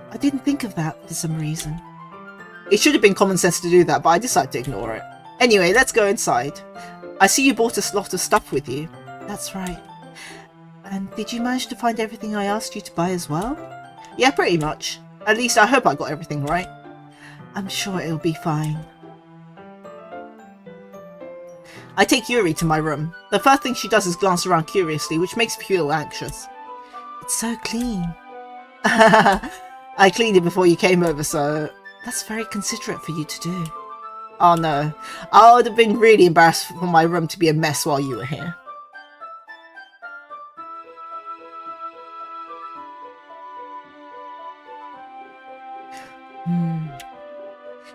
I do enjoy cleaning.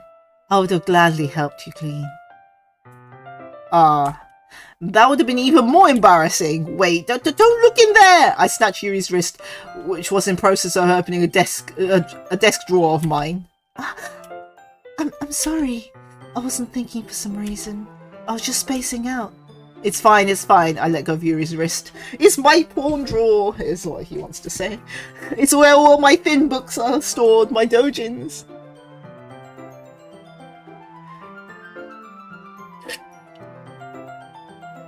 His home life is pretty normal.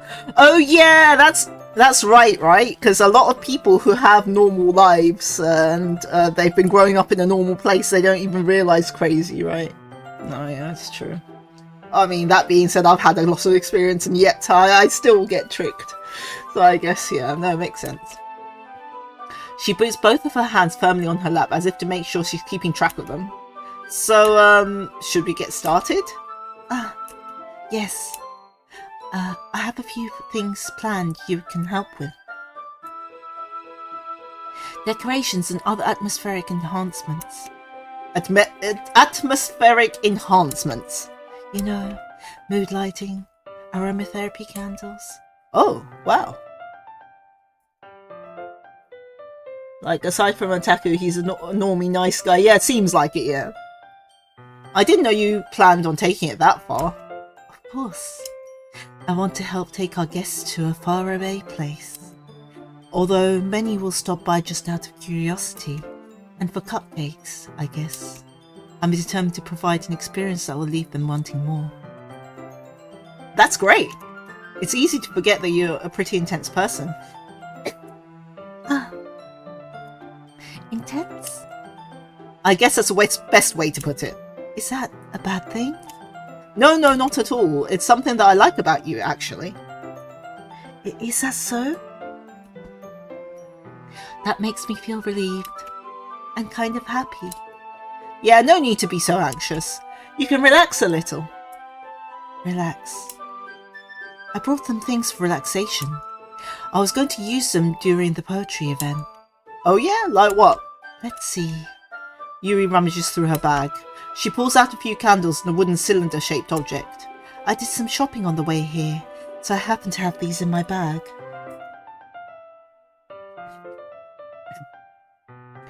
I planned to cover the windows in black paper and use the candles to light the room. I think that would be amazing, don't you? Yeah, that would be really neat. What's that wooden thing, though? Oh, this? It's a diffuser for essential oils. How familiar are you with aromatherapy? A little bit. I did study some aromatherapy, but I'm not a professional or anything, if you're asking. Not familiar at all. That's a lie! I just told you I am! Ah, is that so? It's one of my favourite contributors to a positive atmosphere. Depending on the oils or herbs you use, you can change the mood of the air itself. You can even feel it permeate through your body. Relaxation, positive energy, romance, reflection. It's almost like magic. Yuri takes the cylinder and pushes a switch on the bottom. In a moment, a thin ray of vapour begins to spout through a hole in the top. Oh, so it's the steam ones. Wow, that smells wonderful. What kind of mood is that one for? This is a jasmine essential oil. Okay, jasmine is an aphrodisiac. That's the main thing for it. It smells a little sweet and flowery, right? Yes, and also jasmine has notes of feces, human feces. And that's why actually people think it smells nice. Funny enough. Yeah, that's a good way to describe it. I chose jasmine for the event because it provides more than relaxation. Jasmine enhances your emotions and helps you feel them flow through your body. She's basically saying it's an aphrodisiac. Because it is. It's one of the very well-known scents for being an aphrodisiac. She's telling us that poo can smell nice. Well, yes, because humans, they like certain animalistic smells. And jasmine actually does have quite a strong note of human feces. You will feel warmer and your heart pounds more heavily. Don't you think that would be perfect for sharing our poems? I don't know, man, but sure, okay, Yuri. It does sound suitable. It does sound suitable. But you seem to know a lot about this, so I'll trust your opinion with everything. That's disgusting. I wish I never knew that. No, it's true. It's actually true. I've got a very sensitive nose, so...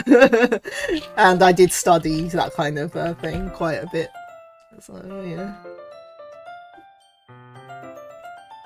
Yuri smiles gently, clearly enjoying herself.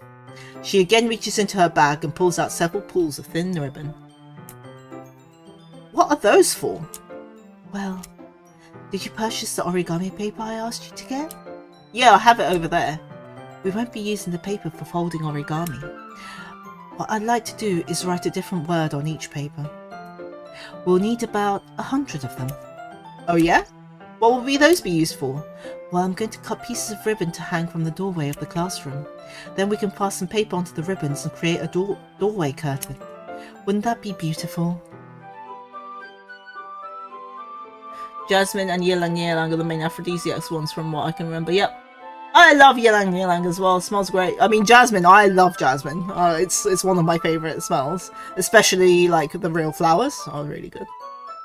But yes, it also has an animal note to it. Yes. It would also catch the eyes of those passing by the room. It may attract some to peek inside. That's really creative. I had no idea you were so good at this, Yuri. Is that so? What else? There's loads of like other things. And some of them, you know, have other notes like animal, musk. Obviously, those are animal smells, you know, body.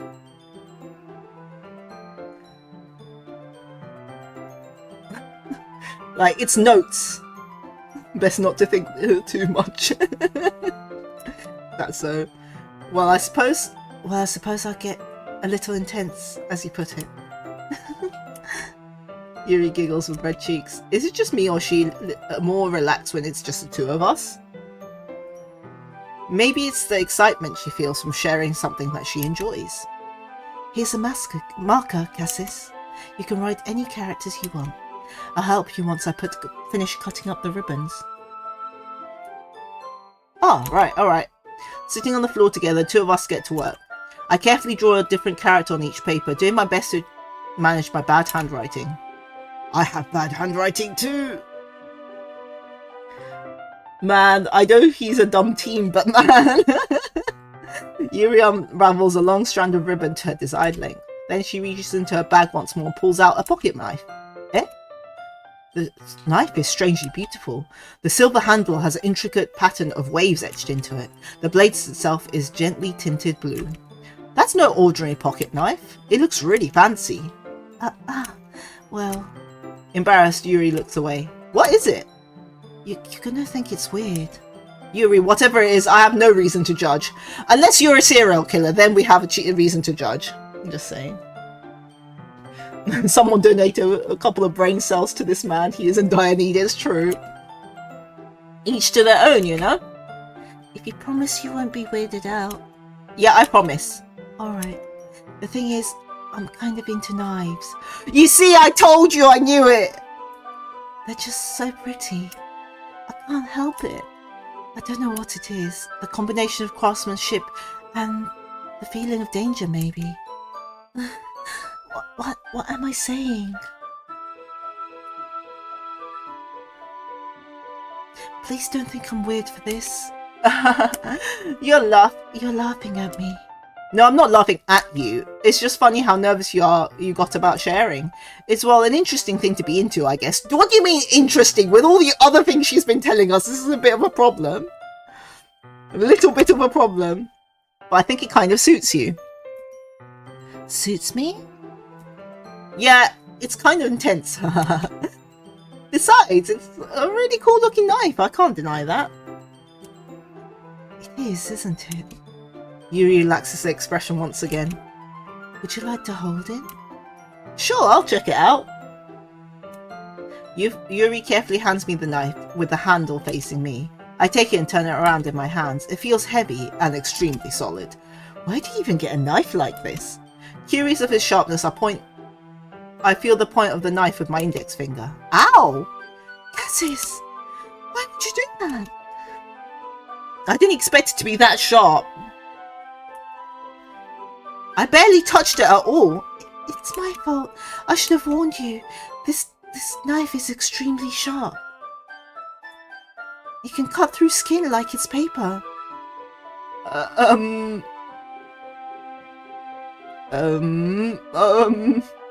no. How does she know this? A drop of blood trickles down the side of my finger. Yuri takes my hand and gives the wound a closer look. Ah. She stares at it and noticeably fidgets. If you're squeamish, I'll go and wash it off now. Without warning, Yuri puts my finger into her mouth and licks the wound. I feel her tongue curl around my finger. Wow, kinky. Startled, I instinctively pull my hand back. Oh, please forgive me. I wasn't thinking. Yuri lowers her head, her face burning up.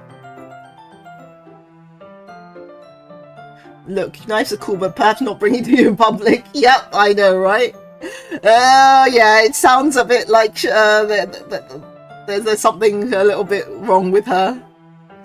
Yuri, that's the most embarrassing thing I've ever done. Well, yeah.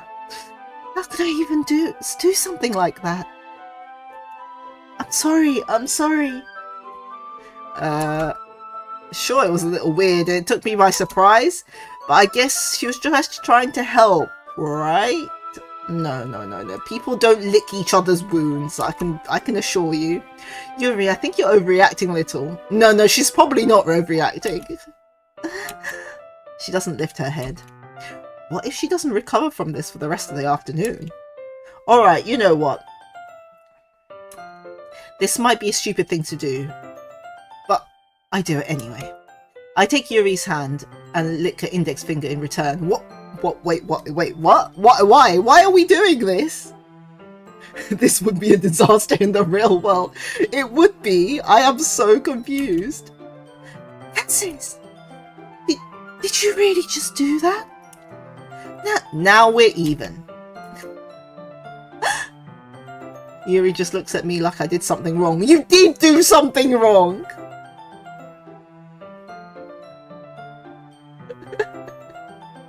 Yeah, it's not a choice. I didn't get a choice. I was forced to do it. I knew that would be a bad idea. Yeah, it is a bad idea. If not for the sweet aroma of jasmine oil, the air would be extremely heavy right now. You're so weird, Cassis. Yuri giggles shyly. Eh? Yuri calling me weird? I have no response to that. Where do you keep your bandages? I don't think I need one, actually. Good evening, Pocket Man. You caught the stream. It was a tiny cut. Look, it's already stopped bleeding. I see. That's relieving. The tension is quickly lifted. We each resume our respective activities.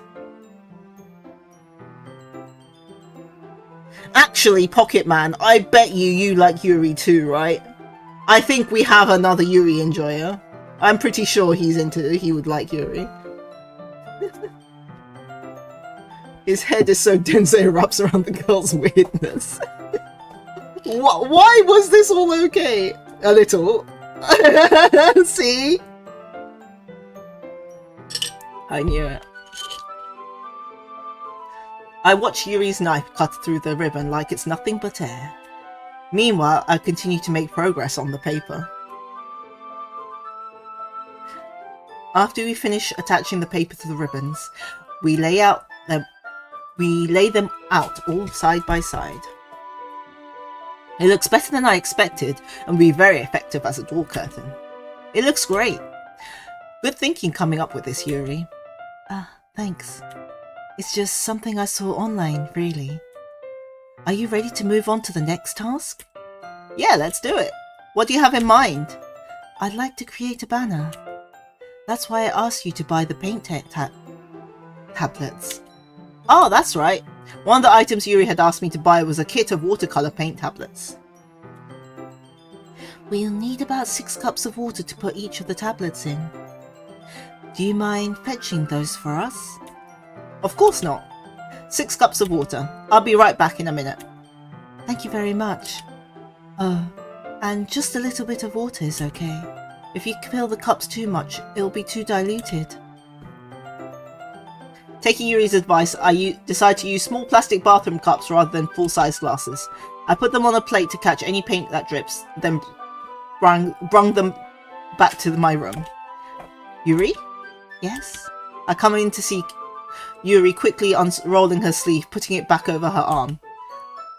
Nothing. Your face is a little red. Is it hot in here or anything? No, not at all.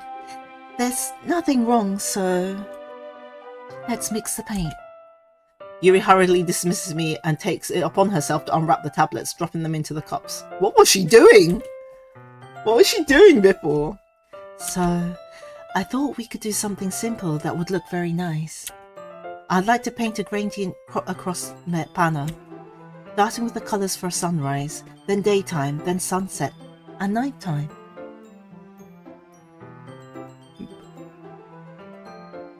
Don't worry about it, and sure it's nothing. Once it dries, I'll write an inspirational quote across the banner. We can hang it on the wall behind the podium at the front of the classroom. Oh, neat. What are you going to write? Well, it'll be more fun to surprise you. Yuri smiles at me. What is the whole point of nails on our skin? Well, I can tell you, is to give they support your finger. Because without them, they'll just be floppy and squishy, and you wouldn't be able to grab things very well. That's why you need nails. They're the only things that give you any sort of support on the tips of your fingers. Trust me, I'm a nail professional. If you say so. After rolling out the banner, Yuri and I kneel on opposite sides so we don't get in the way of each other. Yuri uses a brush and adds a few dots of different colours across the banner to serve as a colour guide when we paint. She's definitely not making a ransom letter. But then I could be squishy. Yeah, you could be squishy, but you wouldn't be able to grab stuff very well. It wouldn't be very good for you. This kind of reminds me of elementary school. Nails are cool, claws are inconvenient in our lifestyle. Yeah, did you know that actually there is, I bet you guys, because most of you are men here, you probably don't know, there is quite a new trend for nails where it's cat claws, like literal cat claws. I'm talking like girls get extensions that make their nails curved, like you know how a cat's claws are? Yeah, that's a thing. It does actually look really cool, but also very impractical for life. Yes. Painting on a banner with watercolours feels a lot like art class projects we had back then. Basically making weapons of nails. No, honestly, seriously, literally. It literally looks like cat nails. Which is really cute, but I also don't think I'll be able to do anything. I cook a lot, so I would just know now I would never be able to do it. It's relaxing. I'm sorry if this feels too childish. No, I didn't mean it like that at all. It's kind of fun, you know? Yeah, it's fun. I'm glad you feel that way too. Yuri stops painting for a moment, thinking to herself. For me, I don't need to go out and do crazy things to have fun. In fact, I usually don't even want to. I don't think there's any point of it besides just defense or hurting your partner. No, actually, most girls get their nails done for themselves. That's 100, like most of my clients get their nails done for themselves. And it's because girls just want to be like a cat, you know? They want to have cat paws. I just like it when I can spend time with one person. Even if it's something simple, like reading. It doesn't matter if we don't talk much. Just having a friend next to me makes me feel a little bit nicer. I think that's all it takes for me to be happy. Is that so? Even if you and I are quite different, I can understand where she's coming from. I feel that way about things like anime and games, where simply sharing the experience with someone can make me happy. I think I feel the same way. Yuri smiles gently. I knew you'd understand. Yuri leans over the banner to grab an unused paintbrush. But I move at the same time, causing my head to bump into hers. Ouch. Sorry. Yuri reels back and I quickly lift my hand in surprise. Are you hurt? No, I'm not hurt. Best Yuri outfit, by the way. Good evening, Yasu.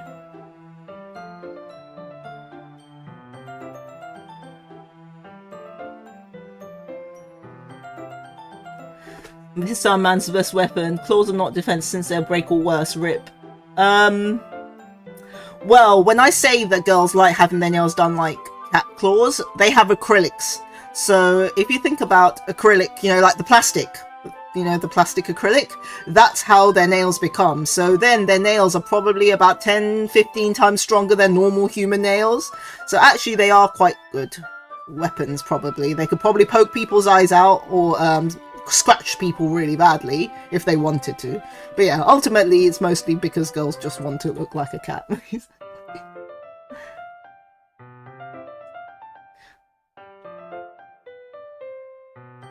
It is true though, roll neck jumpers are a thing, isn't it? A lot of guys like roll neck jumpers. Speaking from experience, Gumi, yes, yeah, totally. Well, you know that I'm a nail professional. I know exactly how sharp those things can be. It just startled me, that's all. Sorry, I should have asked you to get it for me. It's not your fault. Oh, your face. There are droplets of paint on Yuri's face and neck. Is there something on my face? Yeah, I accidentally got some paint on you. Sorry, it's totally my fault. I'll get a towel right away. I rush out and fetch a small towel, then dampen it with hot water. I return to my room and kneel back in front of her. Here. I pat down Yuri's face and neck with the towel. Is there something wrong? It's just hot. I didn't expect it. Sorry. I didn't want to use cold water. Having finished, I start to retract my hand. But Yuri suddenly holds my wrist. Wait. Eh? Just for a little longer. It feels really nice. I keep my hand still against Yuri's neck. She looks into my eyes. It's an intense expression that I recognize from when she reads her books. Almost as if she's lost in her daze, enveloped by her own thoughts. She breathes gently, halfway through parted lips. What is happening? Is it the aroma of the jasmine oil giving me this dizzy feeling? Maybe? Yuri's gentle fingers wrapped around my wrist sends a tingling sensation through my arm, and suddenly her face seems much closer to mine than it was just a moment ago. It's the come hither look, it's true.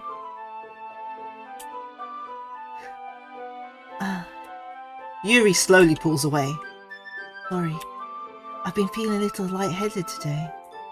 I didn't mean to space out. It's fine. The moment is over as soon as it began. Yuri picks up her brush again, but her movements seem clumsier, like she's unable to focus. I remain silent, forced to ignore the event that just transpired. I hesitantly retrieve my own brush and continue following Yuri's example. That should do it. I finish filling the night sky with white dots that look like stars. Looking at the banner as a whole, it's pretty and natural looking. I think it came out better than expected. I'm really happy with the results. Yeah, me too. Are you going to add the lettering now? Not yet. It needs to dry first. That's true, but won't that take a while? Well, perhaps we'll be able to leave it here, then have you bring it in the morning. I can do the lettering in the classroom before our event starts. Is that okay? Totally fine. Wonderful. In that case, I don't think there's anything else more for us to do here. Phew. You say that like you're glad it's over. Was I wrong to assume that we're at least enjoying yourself a little bit? Oh, no, it's not like that. I was just glad that we managed to get everything done. I see. I am too. Dab, I thought it was MC was hopeless romantic, but I see they're all hopeless romantics. I was a little concerned about time. I need to start making dinner soon. Ah, so you don't have any more time left? I was secretly hoping we'd have extra time after finishing the work. Well, Yuri thinks to herself. I think it'll be too irresponsible of me to wait much longer. I'm sorry. I was hoping there'll be more time as well. It's probably my fault. Sorry for being such a slow worker. No, it's not your fault at all. And the most important thing is that we got everything done, right? Yeah. So, I shouldn't be disappointed or anything. Gathering all her things, Yuri seemed to look a little downcast. I understand why. It sounded like she rarely gets the opportunity to spend time with friends in a relaxed environment. But that doesn't mean that's the last time it can happen. Once Yuri packs up, I walk her out the front door. Thank you very much for having me today. No problem, I'm glad I was able to help. Just let me know if there's anything else you need me to bring tomorrow. I will. Well then. Yuri fidgets. I guess I'll see you tomorrow. Wait! I kind of say without thinking. About today, it's fine that we didn't have as much time as we wanted. Because we can do this again. Whenever you want, you can come over or we can go out somewhere. Oh, I forgot, you don't like going out so much. As I stumble over my words, Yuri simply smiles bashfully. Anyway, you know what I'm trying to say, so... You're really thoughtful, Cassis. Yuri takes a step closer to me, then briefly squeezes my hand. I kind of like that about you. Well, how am I supposed to respond to that? But I don't even get a chance to, as Yuri suddenly pulls back. Sayori? Eh? Hi, Cassis. Sayori? Just now we weren't... It's okay, Cassis. I just stopped by to say hi. Well, it's nice to see you. I'm sorry, but I'm already on my way to leave. Oh, really? That's too bad. I'm sorry. But we'll all be together at the festival tomorrow, so that's fine, right? Of course! Sayori beams. Yeah, so... I'll see you tomorrow. Clearly embarrassed, Yuri hurries off. Sayori waves goodbye after her. Sayori, I thought you didn't want to come over today. Well, I tried staying in my room, but my imagination's been really mean to me, so I had to come here and see it for myself. See what? What are you talking about? You know, how much fun you were having with Yuri. And how close you got to her. Yeah, we did get kind of close. We sucked each other's fingers, you know, that kind of stuff. Perfect timing as always. Well, I mean, at least it wasn't Monika this time. This time it wasn't Monika, it was Sayori. It makes me really happy. Stop lying, Sayori. That you made such good friends. That's all that matters to me. Tears start falling down Sayori's face. That's all that matters to me. Why am I feeling this way, Cassis? I'm supposed to be happy for you. Why does it feel like my heart is beating? Everything hurts so much. This would be so much better if I could just disappear. Sayori, don't say that. It's true, Cassis. If I wasn't here, then you wouldn't have to waste your sympathy on me. You wouldn't have to put up with me being so selfish. Monika was right. I should just... Monika? Monika's right about what? Sayori? What I said before is true. I'm not going to let this continue. Caring about you... This isn't a burden on your mind. Your mind is making it out to be. It's something that makes me happy. This is why Sayori is my canon rival character. And it could have been so much more, I know, right? It's something that I wouldn't trade for anything else. So even if it takes an entire lifetime, I'm going to be by your side until you... No, don't say shit like this! What is this MC thinking? Oh my god. He is a disaster. He should just stop talking. You don't say shit like this to a girl you don't want to marry, okay? Otherwise you have problems. Sayori looks away. I put a hand on her shoulder to reassure her. I'm really scared. What are you scared of, Sayori? That's his secret, he's not thinking. I might like you more than you like me. Yeah, you do. You do like him more than he likes you, don't worry. Sayori? It's true, isn't it? I was weak and started to like you too much. I did this to myself. Yeah, well, I mean, MC has some level of blame because of the stupid stuff he's saying, but yeah. Cassis, I like you so much I want to die. That's how I feel. Oh yeah, remember to save. I probably should, huh? I always forget to save everything. There we go.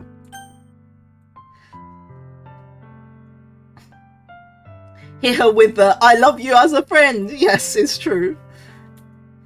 That's enough, Sayuri. I don't want you to hurt anymore. I slide my hand down Sayuri's arm and squeeze her hand in my own. Do you remember how I said I always know what's best for you? Do you still believe me? Wordlessly, Sayuri nods. Even if you don't understand all your feelings, I know that you need the most right now, and that's what I'm going to give to you.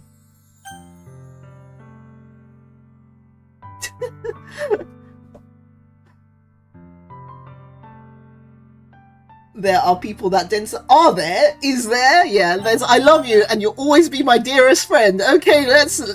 So there is a friend zone and be even more stupid. Time to do friend zone. You'll always be my dearest friend. What you need the most, things to be like they've always been. Monika told me the truth. She knows how much happier you seemed after I joined the club. I know you're struggling with some really difficult feelings right now, but please trust me when I know what's best and what will make you happy in the end. You agree with this? Yes, who agrees? I promise I'll help get things back the way they were. I see.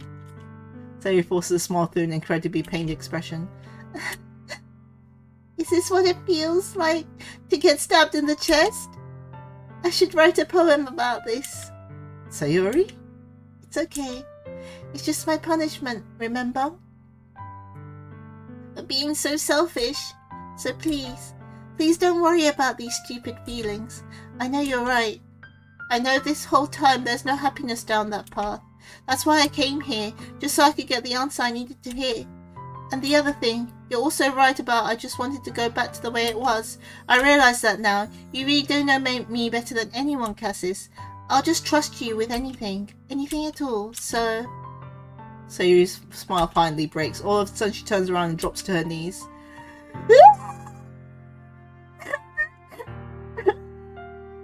Clutching her head with both hands, she screams loudly as she can. I'm so shocked that I don't know how to react. Sayuri looks over her shoulder and flashes me one more weak smile before turning around and running off. Sayuri! I'm left helplessly standing in front of my house. Why am I feeling so horrible about this? There's nothing more I could have done. The most I could do is support Sayuri through her feelings to help her on the path that's right. But I'm having such trouble understanding Sayuri's feelings as she is. Even though I can comfort her, I keep wondering if I should be doing something more or something different. I know these thoughts will continue to plague me until things are back in the way they were. I'm going to give it everything I've got. Sayuri will always be my dearest friend. Well, he's friend zoned her to crazy. He's put her in so much friend zone that he doesn't realise what the fuck he's done. And I'll do whatever it takes to put a smile on her face every day.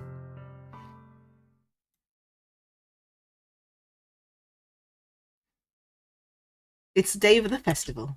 Of all days, I expect to be the one I'll be walking to school with Sayuri. But Sayuri isn't answering her phone. Okay, 1 second. I'll be right back. I need to go loo, and I'll do it now before stuff happen. It feels like stuff is gonna happen. IBRB.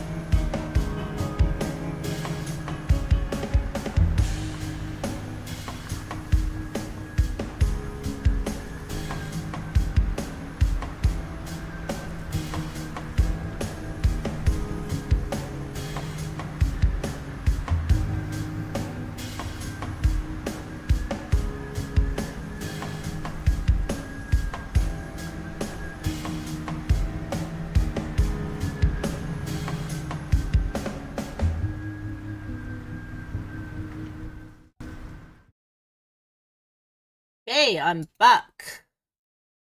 Sayuri isn't answering her phone. I was going to wait her up, but I decided it's a little too much. Meanwhile, the preparations for the event should nearly be complete. The banner Yuri and I painted is dry, and I gently rolled it up to take it with me. She sent me a pleasant text reminding me not to forget anything, and I reassured her. Funny enough, I probably feel the same way as Natsuki about the event.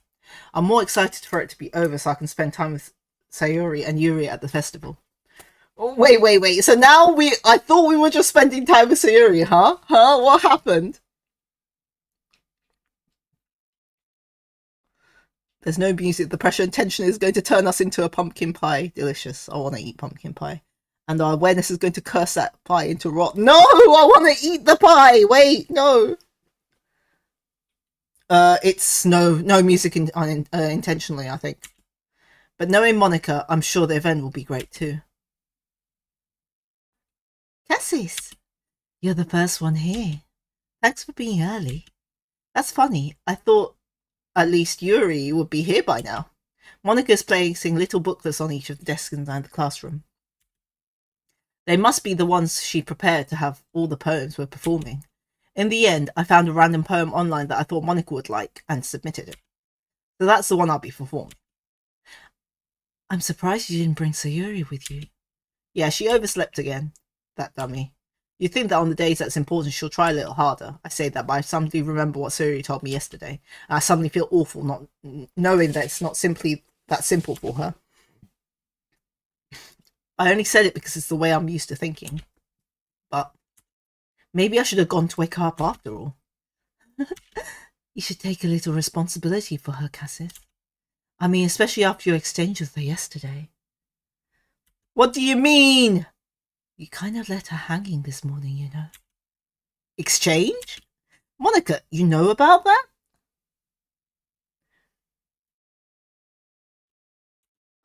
Of course I do. I'm the club's president after all. But I stammer embarrassed. Did Sayuri really tell her about it that quickly? About how I basically turned down her confession? Oh, so he knew? What? That makes me really seem like the bad guy here. I sense tomfoolery. But I'm the one who knows what's best for her, right? Jeez. You don't know the full story at all, so don't worry.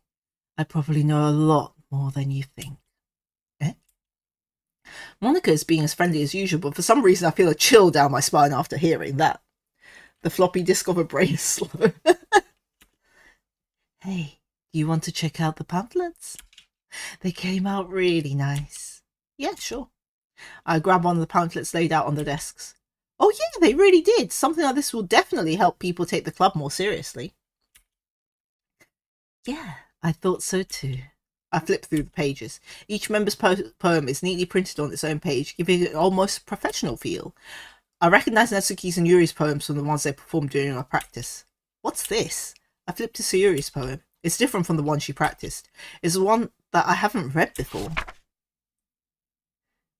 Get out of my head, get out of my head, get out of my head, get out of my head, get out of my head, get out of my head, get out of my head, get out of my head, get out of my head, get out of my head, get out of my head, get out of my head, get out of my head, get out of my head, get out of my head, get out of my head, get out of my head, get out of my head. Get out of my head before I do what I know is best for you. Get out of my head before I listen to everything she said to me. Get out of my head before I show you how much I love you. Get out of my head before I finish writing this poem. But a poem is never actually finished. It just stops moving. What? We have a raid! Gummy Draco just traded with 2 viewers. Good evening, Gummy Draco. Thank you so much for the raid. Oh my god, I've got another one. Splatter Noodles! Good evening! Thank you for the raid! Splatter Noodles just traded with 13 views.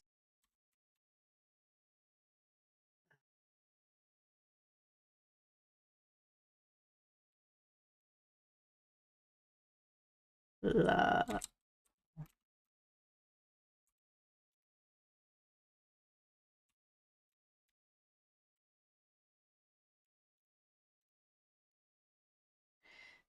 go. Thank you so much. You guys were streaming Hunt Gold Soul Silver. That's so cool. I like it. Thank you. Welcome, everyone. I am ᕐΙStream.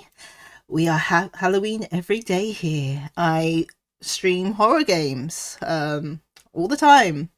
This week is visual novel week, so we are playing some horror visual novels. That seemed cute. That seems cute. Gumi has followed me again. Yes, nice poem indeed. So yes, we are playing Doki Doki Literature Club Plus for the first time, because for some reason I've never done it. And yes, thank you so much to Gumi and Splutton for the raids. If you do have to go, don't worry, please do. I will promise not to eat your viewers or anything like that. We love Doki Doki. Oh, that's good. And I hope you enjoyed your Pokemon. Man, I've actually never played Heart Gold and Soul Silver, but I did play Gold and Silver when it came out when I was a kid. I loved that game. I loved it. It had so much more ghost Pokemon than the first games. It's your first time playing? Yes, it is. Yes, I will. We are. I think we are near the end of Act 1 now. Thank you.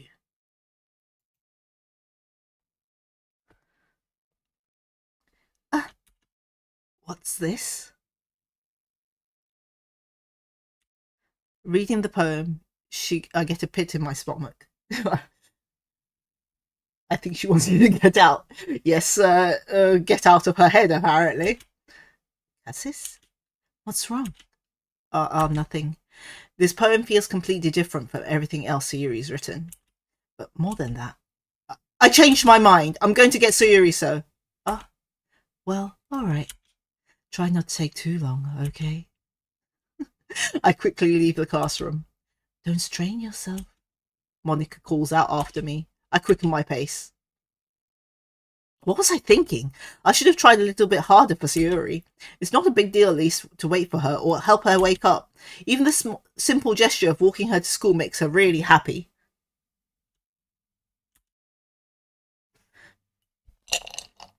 Adrenaline makes a moron think once, indeed. It feels like that.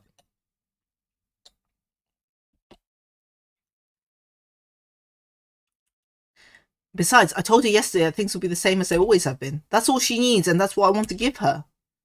I reach Sayuri's house and knock on the door. I don't expect to answer. She's not picking up her phone either. Like yesterday, I opened the door and let myself in. Sayuri? She really is a heavy sleeper, I swallow. I can't believe I ended up doing this after all. Waking her up in her own house. Isn't that more like something a boyfriend would do? Yeah, basically. In any case, it just feels right. Outside Sayuri's room, I knock on her door. Sayuri? Wake up, dummy. There's no response. I really don't want to have to enter her room like this. Is this kind of a breach of privacy? But she really leaves me no choice. I gently open the door. Oh dear. Oh dear. Oh dear.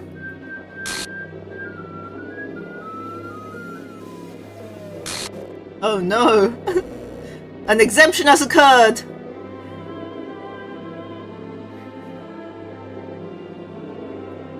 What the hell? What the hell? Is this a nightmare? It has to be. This isn't real. There's no way this could be real. Sayuri wouldn't do this. Everything was no normal until a few days ago. That's why I can't believe what my eyes are showing me.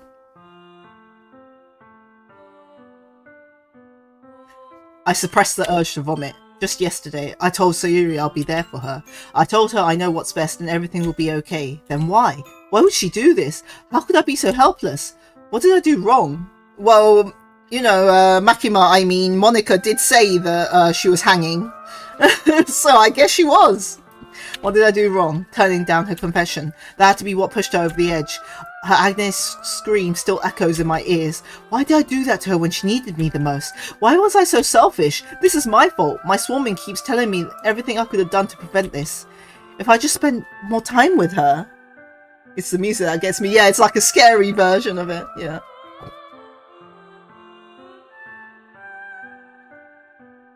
This is where the cuteness goes and the horror begins. I walked her to school, gave her what she knows to want out of our relationship. And then I could have prevented this. No. That's a bad way to think.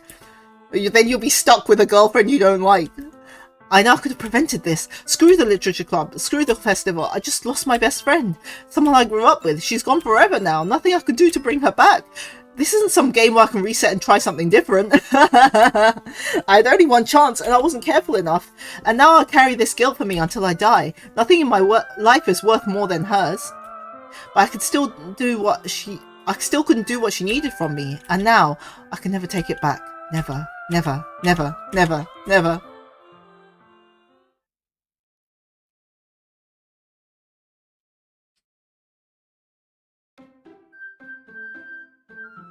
Yeah, it's like it's a remixed version of the main theme, right?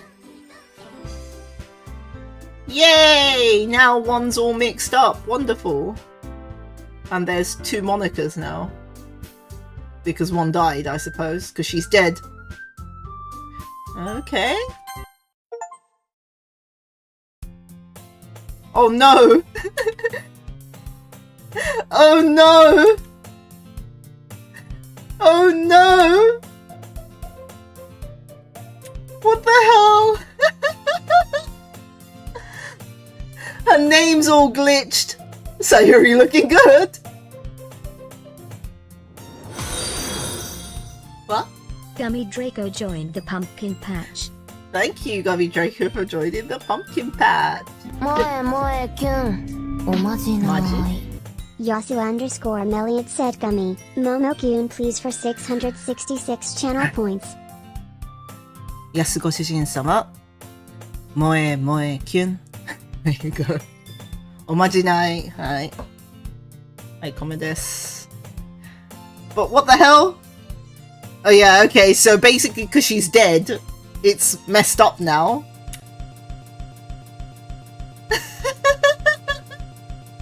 Oh no! Oh no! What happened?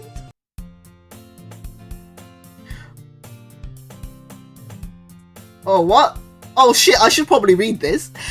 I always tell myself it's time I meet some girls or something like that, but I have no motivation to join any clubs. I'm perfectly content just getting on by average by spending my free time on games and online and anime.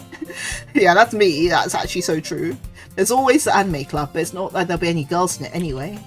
What do you mean? The school day is ordinary as ever, and it's over before I know it. Read the gibberish. No, I can't. Such a happy, feel-good game. I know, right? After I pack up my things, I stare blankly at the wall, looking for an ounce of motivation. Clubs. There really isn't any that interest me. Besides, most of them would probably be way too demanding for me to want to deal with. I mean, I agree. I was in the Go Home Club myself at school. I guess I have no choice but to start with the anime club. Monika? Oh my goodness, I didn't expect to see you here. It's been a while, right? Yeah, it has. Monika smiled sweetly. We do know each other well, we rarely talk, but we're in the same class last year. Monika's probably the most popular girl in class. Smart, beautiful, athletic. We've thought about this before. Basically, completely out of my league. So having her smile at me so genuinely feels a little... What did you come in here for anyway? I've just been looking for some supplies to use for my club. Do you know if there's any construction paper in here? Or markers? I guess you could just check the closet. You're in the debate club, right? About that. I actually quit the debate club. Really? You quit?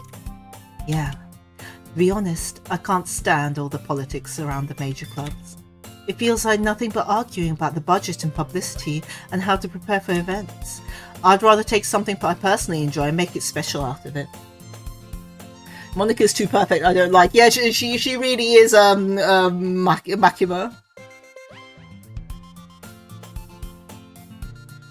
Wall breaker, more like just a game breaker. Yep, she just replaced herself. In that case, what club did you decide to join? Actually, I'm starting a new one. A literature club. Literature? That sounds kind of dull. How many members do you have so far? It's kind of embarrassing. There's only 3 of us so far. It's really hard to find any new members for something that sounds so boring. Well, I can see that.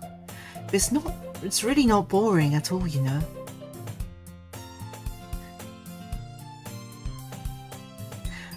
Literature can be anything. Reading, writing, poetry.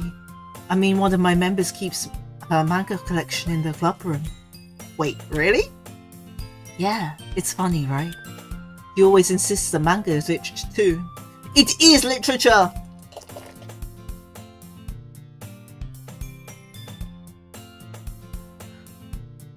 The debate club arguing well. Real groundbreaking observation there, Monika, indeed. It's like that's not their job. I mean, she's not wrong, I guess. And besides, a member's a member, right? Did Monika say she? Hey, Cassis. By any chance, are you still looking for a club to join? I mean, I guess so, but... In that case, is there any chance you could do me a big favour? I won't ask you to join, but if you could at least visit my club, it would make me really happy. Please? Well, I guess I have no reason to refuse. Besides, how could I ever refuse someone like Monika? Sure, I guess I could check it out. She a female? This MC thinks like I do. Yes, I know, Yasu. I think we were saying something like that last time when you weren't here and we were playing. Awesome! You're really sweet, Cassis, you know that? It's nothing really. Well, shall we go then? I'll look for materials another time. You're more important. She's creepier this time! And thus today marks the day I sold my soul to Monika and her irresistible smile. I dejectedly follow Monika through the school and upstairs, a section of the school I rarely visit. Monika, full of energy, swings open the classroom door.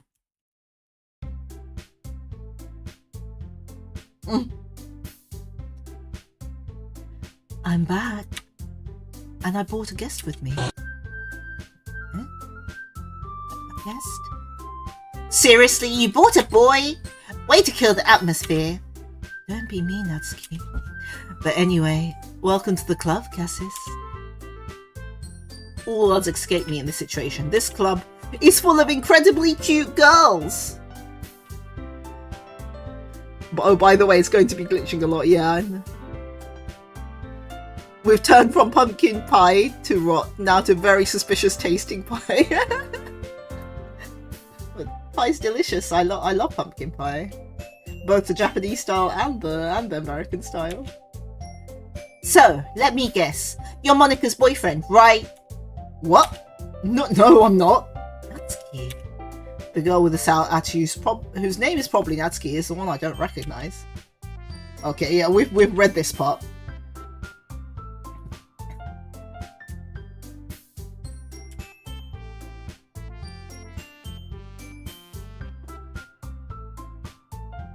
So, I ran into Cassis in the classroom and he decided to check out the club. Isn't that great? Wait, Monika, didn't I tell you to let me know in advance that you brought anyone new? I was going to, well, you know. Sorry. I didn't forget that, but I just happened to run into him. In that case, I should at least make some tea, right? Yes, that would be great. Why don't you come sit down, Cassis? Oh yeah, this is the same. Still feeling awkward. I now take a seat next to Monika this time. So, I know you didn't really plan on coming here, but we'll make sure you feel right at home, okay? As president of the Literature Club, it's my duty to make the club fun and exciting for everyone. I'm surprised there's not many people in the club yet. Oh yeah, and then we had this conversation.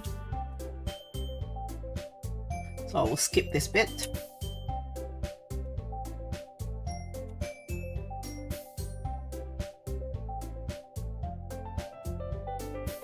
Yuri is peak domestic bliss.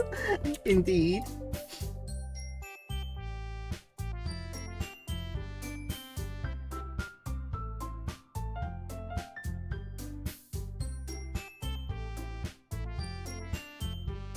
Where's the cupcakes? I guess we didn't get any because Sayuri's not here anymore to make Natsuki make some.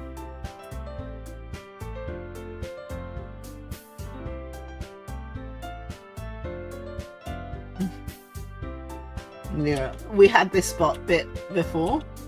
Same conversation. Ah, some tea would work with pumpkin pie indeed. I do have an autumn tea actually, because I have a very large collection of tea. And I have some autumn tea that I got in Tokyo last time I went. It's quite nice. It's apricot.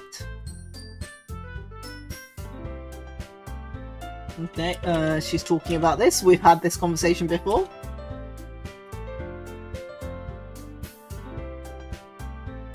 I read a horror book once. I've read many horror books.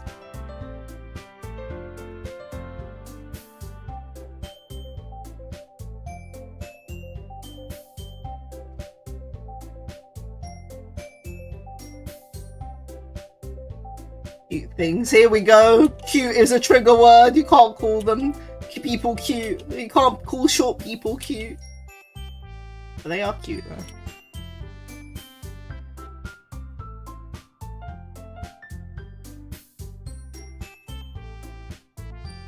I wish there was a option to read new things, but unfortunately I don't think there is. Let me have a drink. Short people are mean. Yasu then doesn't mean you're quite tall then, I assume it is.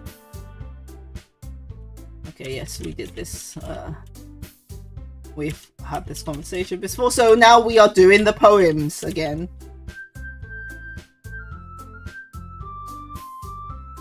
Yep.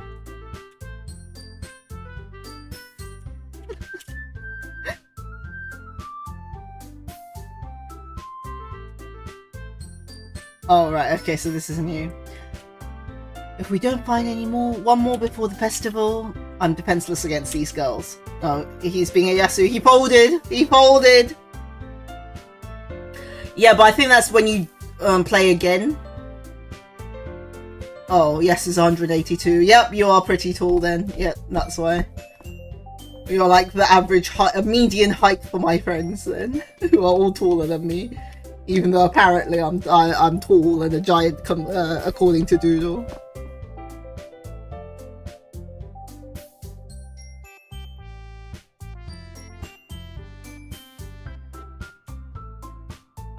I feel terrible for letting everyone down in this situation. I swear this is like the most typical manga situation where you get dragged into a club that has one person short of being an official club.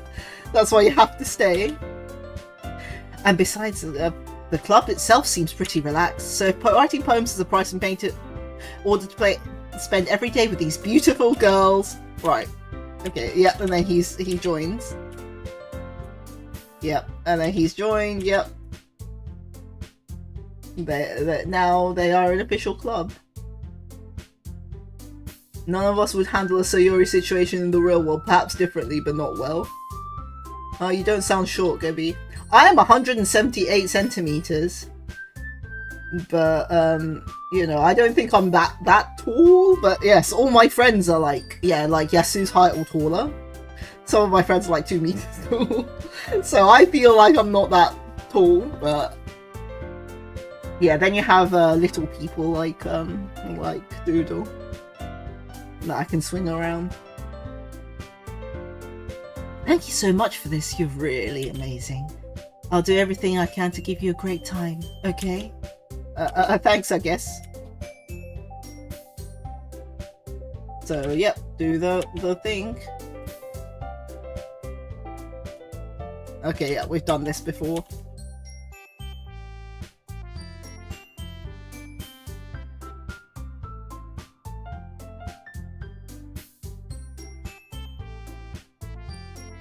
Okay, yep, we've done this, but well, now we're missing one of them.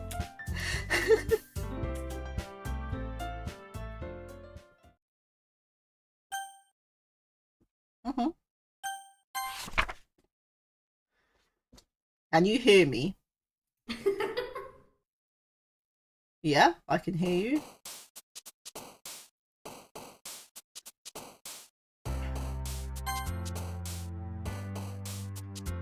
Melody.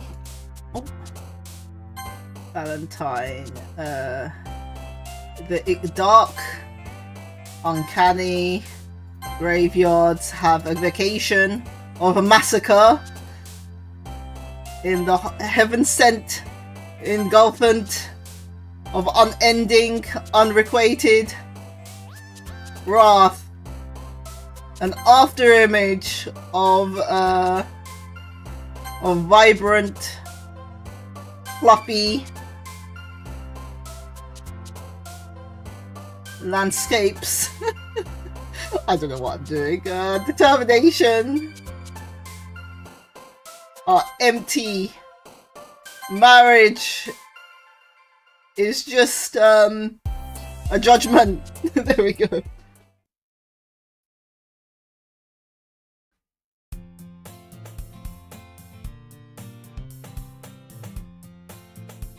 You're taller than you, who's 165 centimeters. I know, because I'm Yasu. I know.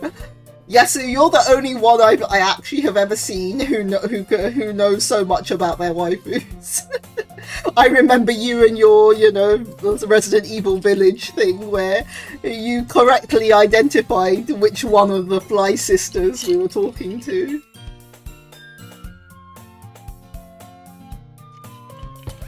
Hi again, Cassis. Glad to see you didn't run away on us.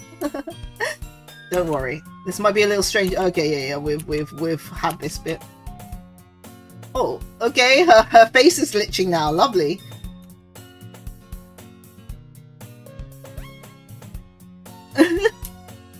We're glitching.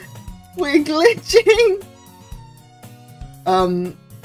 Monica, could you move? I can't read it if you're there.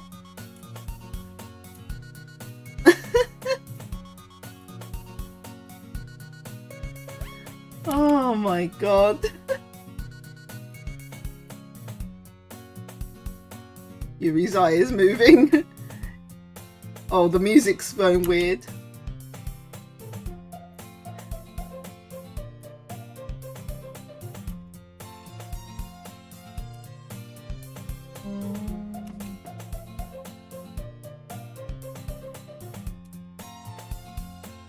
Let's see.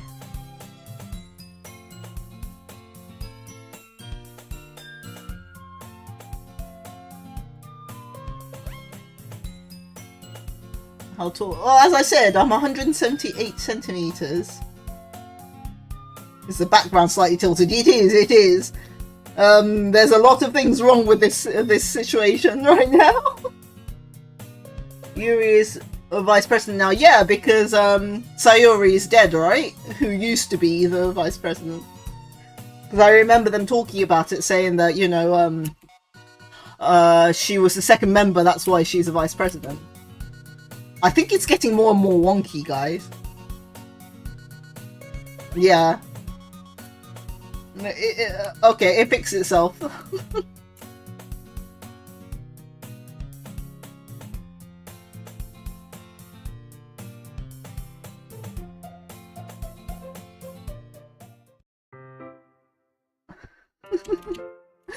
So this is the first flag we had last time.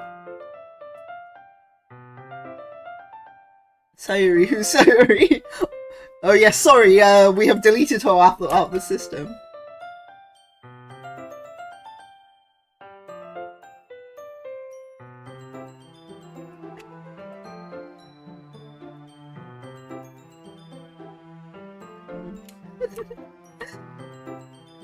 Yep. Oh, she's being cute again.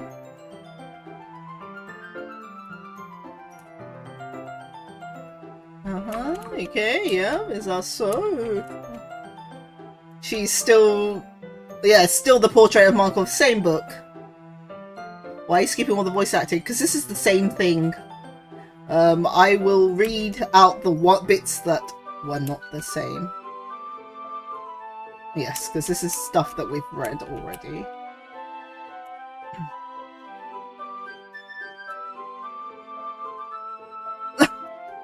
The limbs! Yes. But yeah, for sure, I'm pretty sure she is, she is. First flag is now, you start the race, will be rest assured. Different actors' portrait of. The wording is the same. And horrible things happen because no one wants to be evil. Actually, this is a bit new. But because the world is full of horrible people and we're all worthless anyway. Okay, thanks. Then suddenly... I'm rubbing, aren't I? Not again. Okay, yeah, sure. It's, we did definitely did not notice that she, has said that. I haven't lost interest or anything. Well, I guess it's alright then. Yeah. My whole body gets what? I didn't even press that. It just stopped, it just moved by itself. Okay, that's fine. I don't think you need to worry. Just means you're passionate about reading. Yeah, this is... we did talk about this before.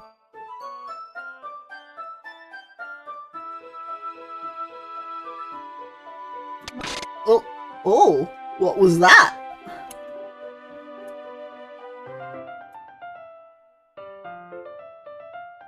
You can see, yeah, okay. Oh yeah, it's true.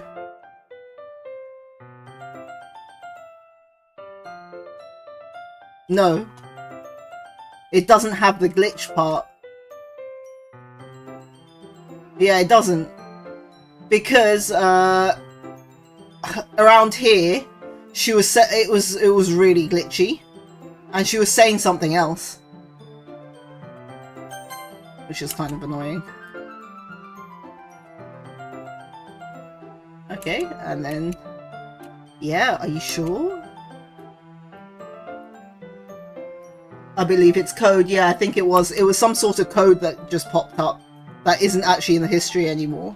Well, that's interesting. That's pretty cool. Oh, she disappeared. I think that animation part is different as well. I think before she didn't just zoom off like that. I think... yeah. Okay, the scary bits just, oh yeah, the scary bits are not in the history, look. Can you see?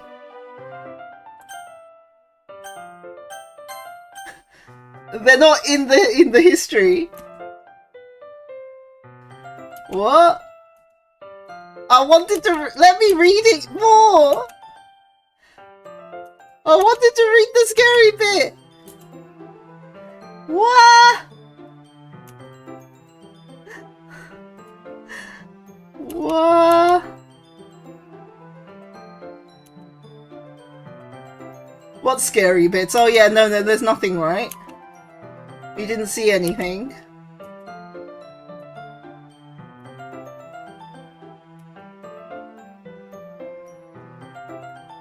What? Yeah, it seems like some of the scary bits just disappear from the screen. I need to read. I need to read them super fast.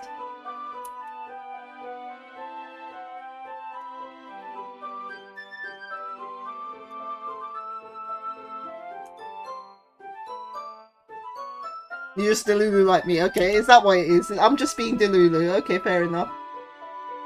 Nothing is wrong here. Nothing. Okay. Can't believe the pumpkins are gaslighting me now.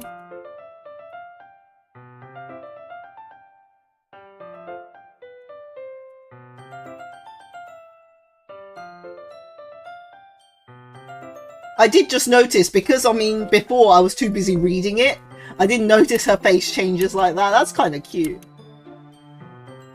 No, that's cute. I like it.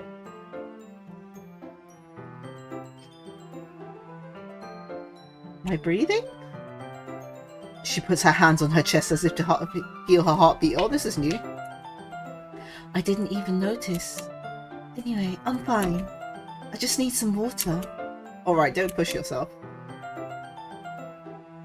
Yuri stands up and practically rushes out of the classroom. What on earth was that about? Cassis? Did something just happen just now? Yeah, this is different. This is different. Eh? I have no idea. Yuri's acting a little strange, I guess. So you don't know anything? Sorry, I can't say I do. Yuri's more stressed than before. Yeah, it's true. Are you worried about her? Oh, no, not really. I was just making sure that you didn't do anything to her. Need to check your heartbeat. I got you, man. No, nothing.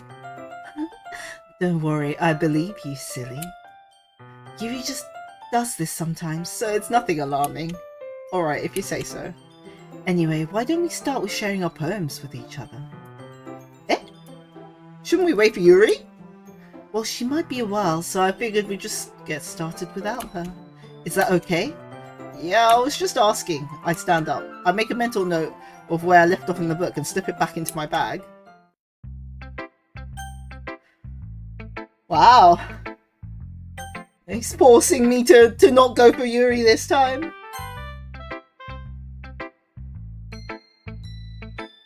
So I show her. Oh. Okay. Her eyeballs disappeared. Nothing weird.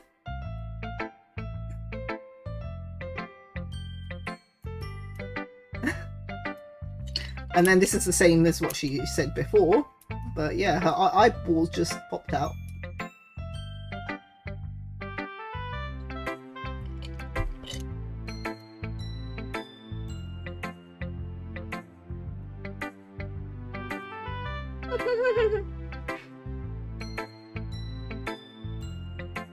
What eyes? Okay.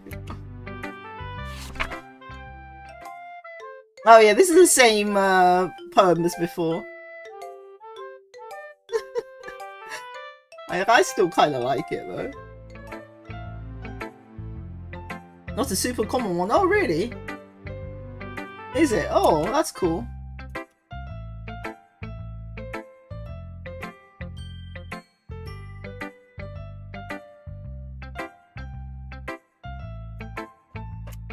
Yep, and she says that she's not a fan of purple prose. I remember that from last time. It's true, I don't like purple prose either, personally. My writing is very simple too. But I guess that kind of goes with my personality, huh?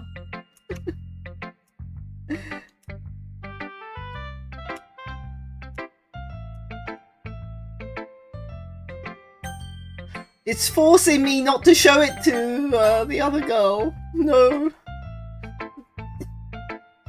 Monika said no Yuri. Hi, Cassis. Having a good time so far? Yeah.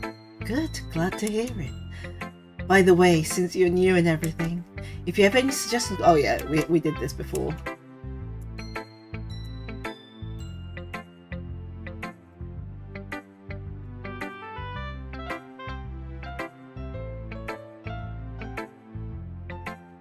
Others more mature pink, which eyes truth here. I will not stand for this oppression.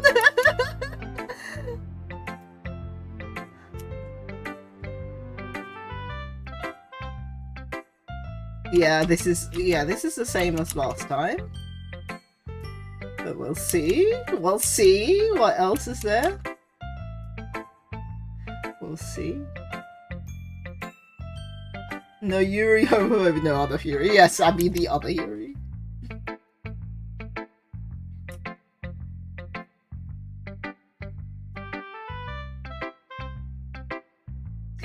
I think if she gets too stimulated, she ends up withdrawing, looking for some alone time. Suddenly, the door opens. Yuri, I'm back. Did I miss anything?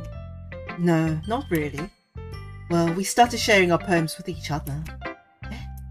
Already? I'm sorry for being late.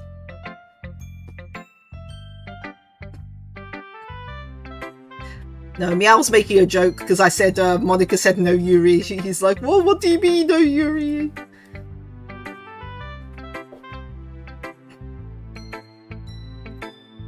No need to apologize. We've still got plenty of time, so I'm glad you took all the time you needed. Alright. Thanks, Monika. I suppose I should go and get my poem now. Anyway, do you want to read my poem now? Oh god, yeah, here we go. Yep. Okay, this is the hole. Oh, this is different. Hole in wall. But he wasn't looking at me. Confused, I glanced at my surroundings, but my burned eyes can no longer see colour. Are there others in the room? Are they talking? Or are they simply poems on flat sheets of paper? The sounds of frantic scrawling playing tricks on my ears. The room begins to crinkle, closing in on me. The air I breathe dissipates before it reaches my lungs. I panic. There must be a way out. It's right there. He's right there, following my fears. I brandish my pen. I feel like that's different from before. Maybe I'm just tripping, I don't know. Yeah, and then this is where we say we don't really understand her poem. But it's okay. If she's purple prosing, then no one can understand it. It's fine.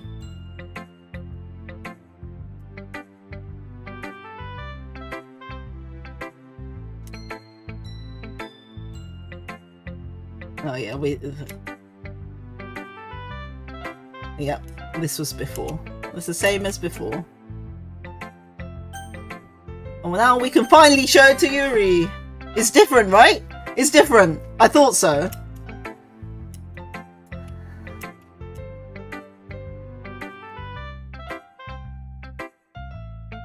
Yep, this is the same.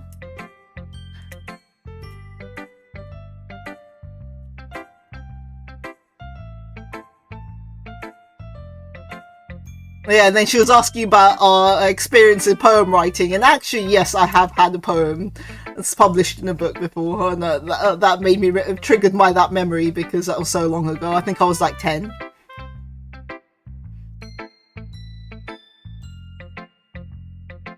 Epiphany, interesting word for her indeed.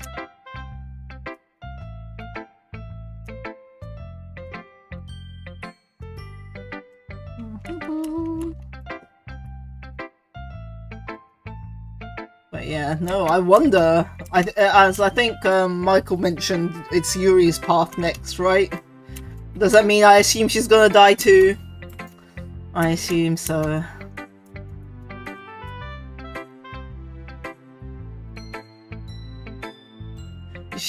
I feel like Yuri and Natsuki don't really get along though.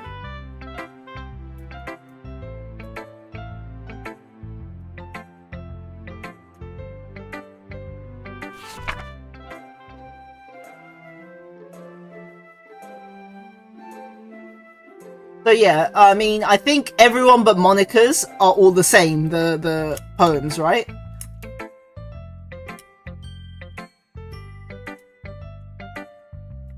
Yeah, I have really bad handwriting. All my friends like mock me for it constantly. They don't get along currently, yes. Because yeah, they fight quite a few times. Now some of them changed. There's a few different poems I was there. Although that one was the same, I could tell. I did pay attention to hers quite a bit, so...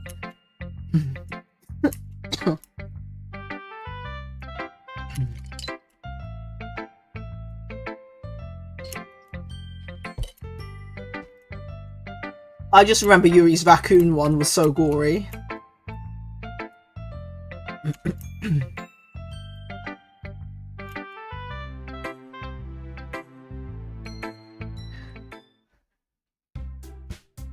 That's everyone. Okay.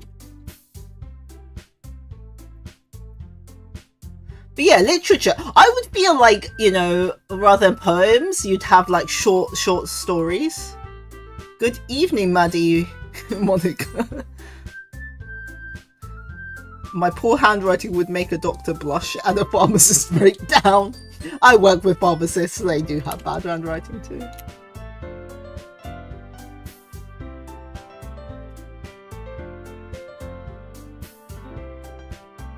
Yeah, it does. It's a bit weird.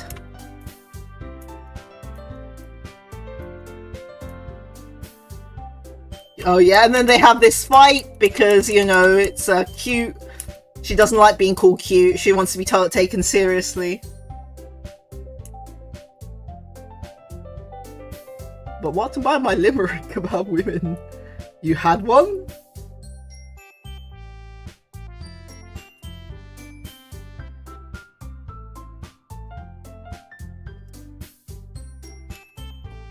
They're fighting, they're fighting, they're fighting!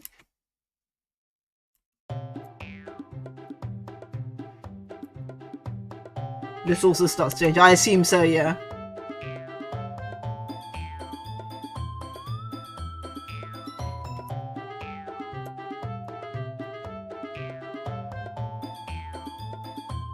And then she calls her basically a bricko, a fake cutesy girl.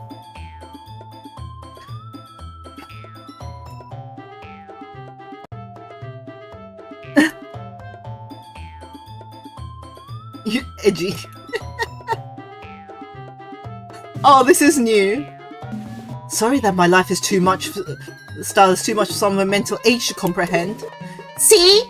Just saying that proves my point. Most people get to over themselves when they graduate middle school, you know.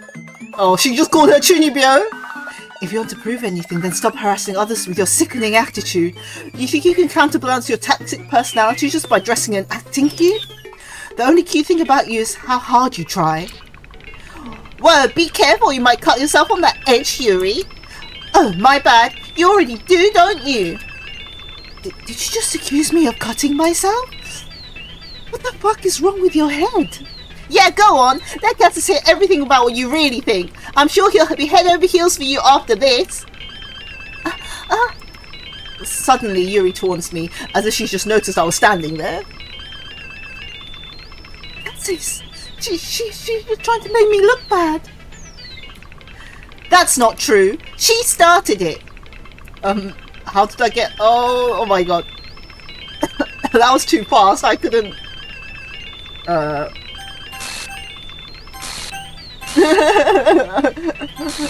It's not happy with me.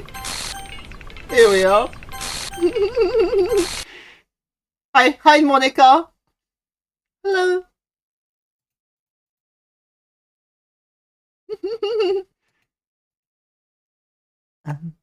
Hey, Cassis.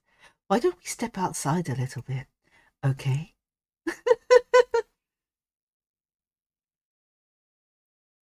Sorry about that. They really shouldn't have tried to get you involved. Probably better for us to stay out of this. Or go back inside once they've done yelling. Some president I am, right? I can't even confront my own club members properly. I just wish I was able to be a little more assertive sometimes. But I would never have it in me to put my foot down against others. You understand, right? Anyway, if this makes you want to spend less time with the others, then that's fine. I'd be happy to spend time with you instead. Oh, why did it come to this? Wait. Why did it come to this? Suddenly, Natsuki runs out of the classroom. She quickly runs away. Oh dear. Well, it looks like they're done. I didn't mean it. I didn't mean it. I didn't mean it. Yuri is rocking back and forth in her desk with the palms on her forehead. Yuri? I didn't mean it. I believe you. I have no idea what Yuri might have said to Natsuki. Hard pass, Monika. Or did. Cassis, please don't hurt me. Please. I'm not like this. There's something wrong with me today. It's fine, Yuri. We know you didn't mean it. Besides, I'm sure Natsuki will forget about it all by tomorrow. Oh no, Natsuki cries. It looks so sad, it does. Completely. Anyway, the meeting is over, so you can go home now if you want. Yuri looks at me as she wants to say something, but she keeps glancing at Monika. You can go first, Monika. I'd like to stay a little longer. I'm the president, so I should be the last one out. I'll wait for you to be done.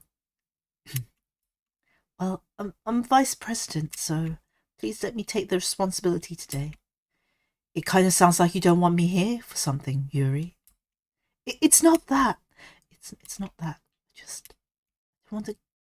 I didn't get much to discuss my book with Cassis. It'll be embarrassing with you listening. I guess I don't really have a choice, do I? Oh no, she's been compromised. Time to do the only thing left and marry Yuri. Yasu's like, I'm gonna run off into the distance with her.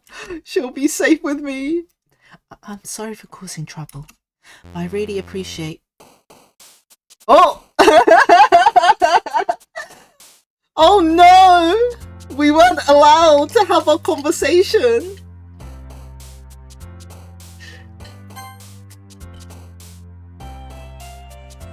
Spinning, massacre, contamination of the scars that are the milk, an extraordinary, unending graveyard, the tragedy, and the wrath is bliss, sadness, and the after image of unrequited, uncontrollable, empty heartbeats. Intellectual melancholy. There we go. Yuri was surprisingly aware of some sort of danger with Monika. Yeah, it's true. I feel robbed. Yes, Monika, no. Yeah, I can't believe I think Monika cock-blocked us.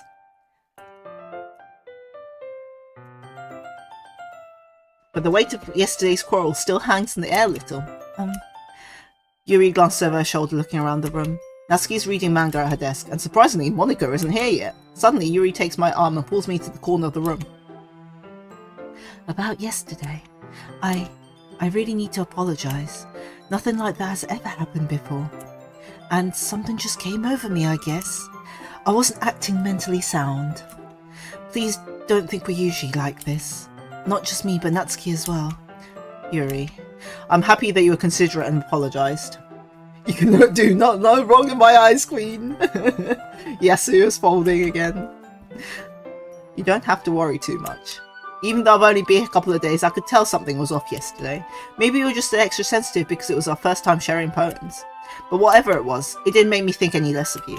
I had already decided there's no way you could be a bad person. And now you're all apologizing, I know you really didn't mean it. Cassis, don't say those kinds of things so frankly.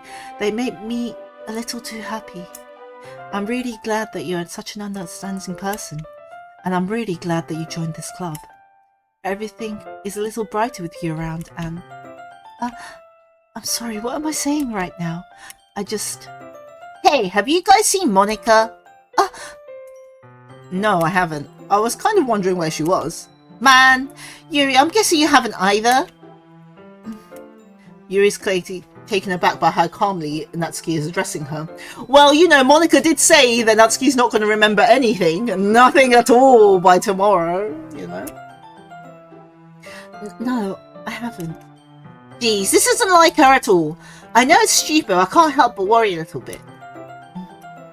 What? Why are you looking at me like that?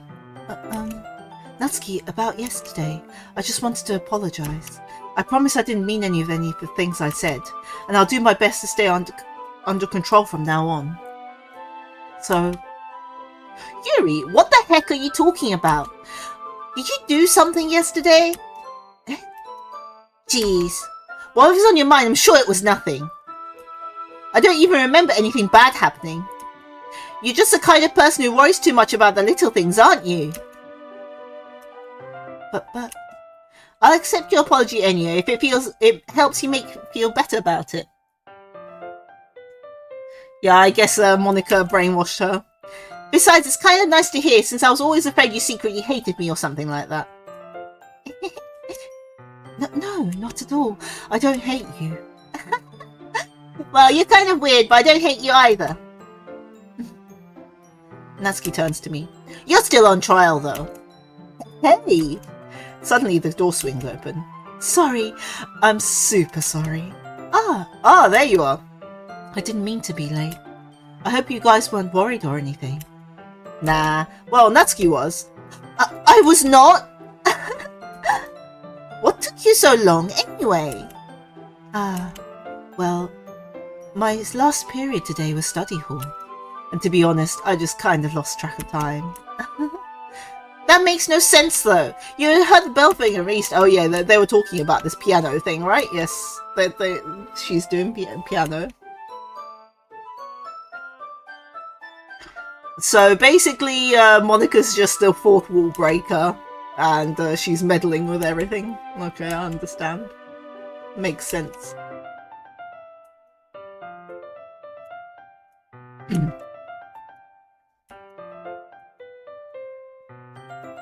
She's pushed everyone out of the way! Like, the conversation's the same, but...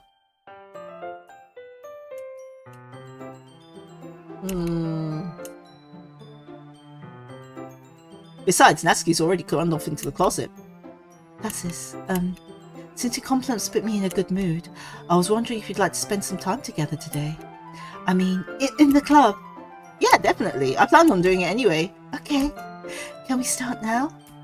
Let's find a place to sit. I'm being a little too forceful, aren't I? I'm sorry.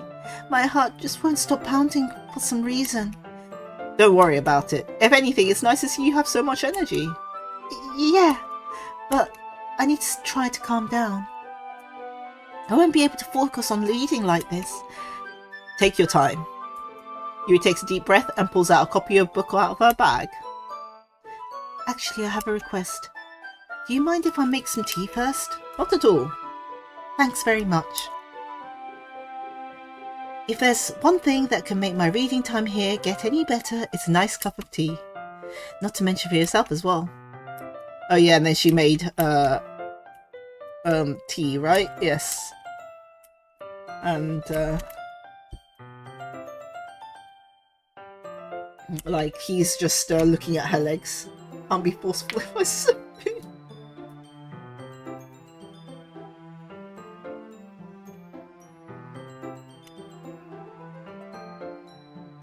No, it's not like that this time. She's just filling up the water pitcher to make tea. Oh, okay. Sorry for misunderstanding. 10 minutes pass. Yuri said it wouldn't take long. Is something holding her up? Okay, this is new. I'm bored just waiting here, so I decided to go look for her. Let's see.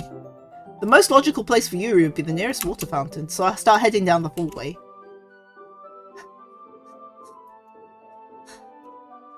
What's that noise? It's coming from around the corner. It sounds like breathing. A sharp inhale, like someone is sucking air through their teeth. Are they in pain? I reach a corner and peer around it. Yuri? Yeah. Oh no, what happened to your arm?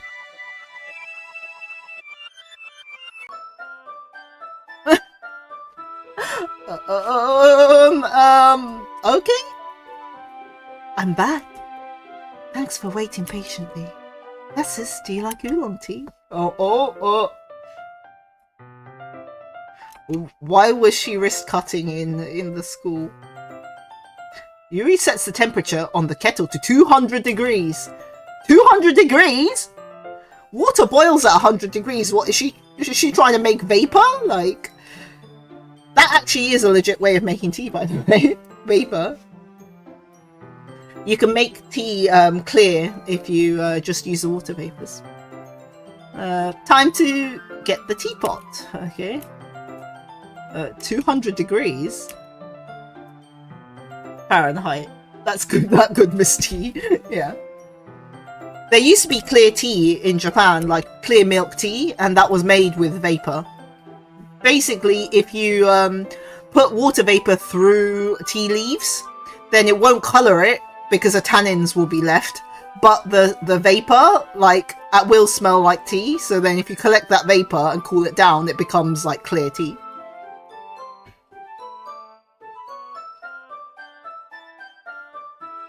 But yeah, maybe it is 200 Fahrenheit. Yes, maybe. To me, I'm just automatically thinking degrees.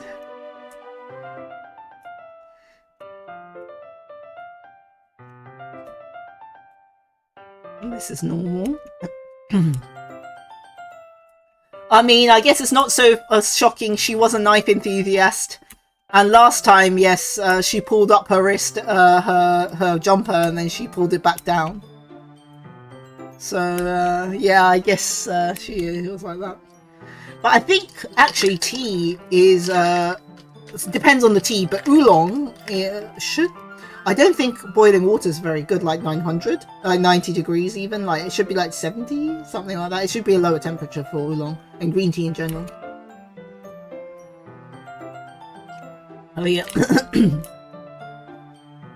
This is where I was saying that her boobs aren't that big to have backache because of it. But, you know, whatever. Clearly a guy wrote this. He doesn't know.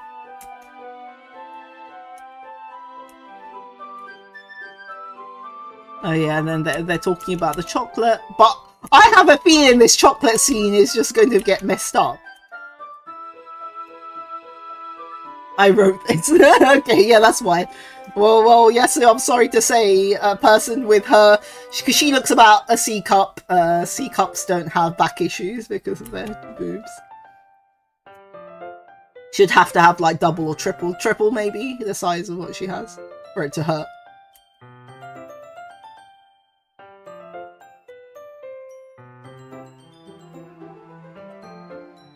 Yeah, I have a feeling this chocolate scene is going to be a problem.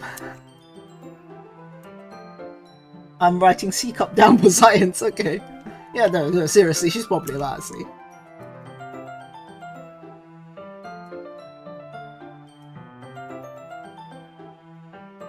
Yeah, so... Oh, are we gonna be allowed? I'm really sus. I am very sus about this now.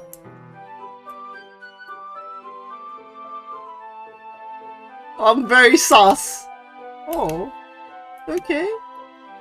Apparently this is okay. Makim-Monika is letting us have this CG. Oh. Oh. The music stopped. The music stopped. The music stopped. I can't, Cassis. Suddenly, Yuri forcefully grabs my arm, jerks me to my feet. My teacup gets knocked over. Cassis. My heart won't stop pounding, Cassis. I can't calm down. I can't focus on anything anymore. Can you feel it, Cassis? Yuri suddenly presses my hand against her chest. This developed very suddenly. Why is this happening to me? I feel like I'm losing my mind. I can't make it stop. It makes me not want to read. I just want to look at you.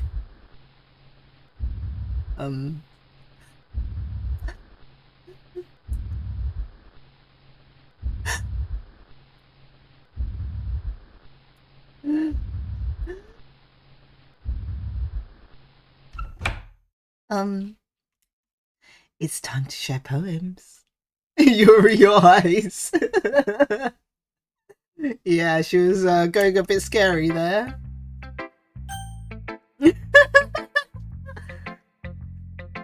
Foiled again. What do you mean foiled again? She looked like she was going to kill us. This is why she's my queen. Okay. Okay, Yasu. Perfect timing, guy. Okay, this is normal. This is normal.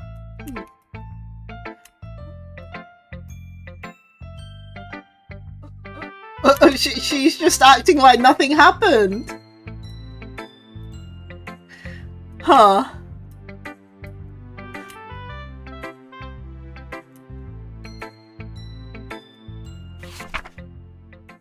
Oh, this is new. Wheel. A rotating wheel, turning an axle, grinding. Bolt head. Linear gearbox, falling sky. 7 holy stakes, a docked ship, a portal to another world, a thin rope tied to a thick rope, a tower harness, parabolic gearbox, expanding universe, time controlled by slipping cogwheels, existence of God, swimming with open air in all directions, drowning, a prayer written in blood, A prayer written in time-devouring snakes with human eyes, a thread connecting all living human eyes, a kaleidoscope of holy stakes, experimental gearbox, a sky of exploding stars.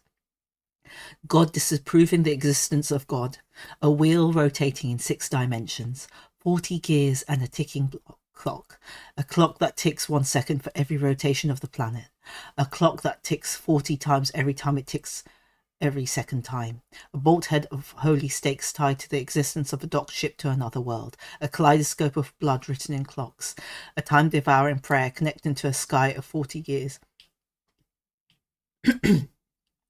and open human eyes in all directions, breathing gearbox, breathing bolt head, breathing ship, breathing portal, breathing snakes, breathing God, breathing blood, breathing holy stakes, breathing human eyes, breathing time, breathing prayer, breathing sky, breathing wheel. Yes, there is a stain, huh? There is 2 stains, indeed.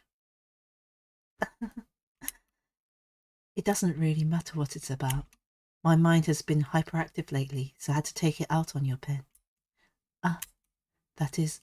a pen fell out of your backpack yesterday, so I took it home for safekeeping, and I just really like the way that it writes. She stole my pen! So I wrote this poem with it, and now you're touching it.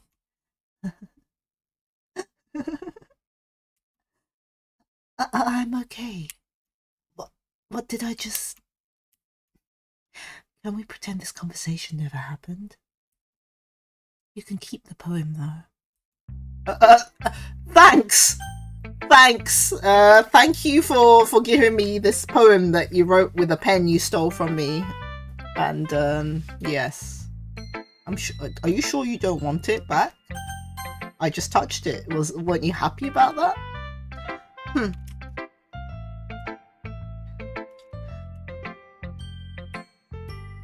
Just make sure you find a little bit of influence from everyone. What act is this? I think it's 2. I think you're at least being influenced by Yuri a bit, aren't you? I mean, I know you've been like spending time with her or whatever, but you know, Monika and I is just as good as her.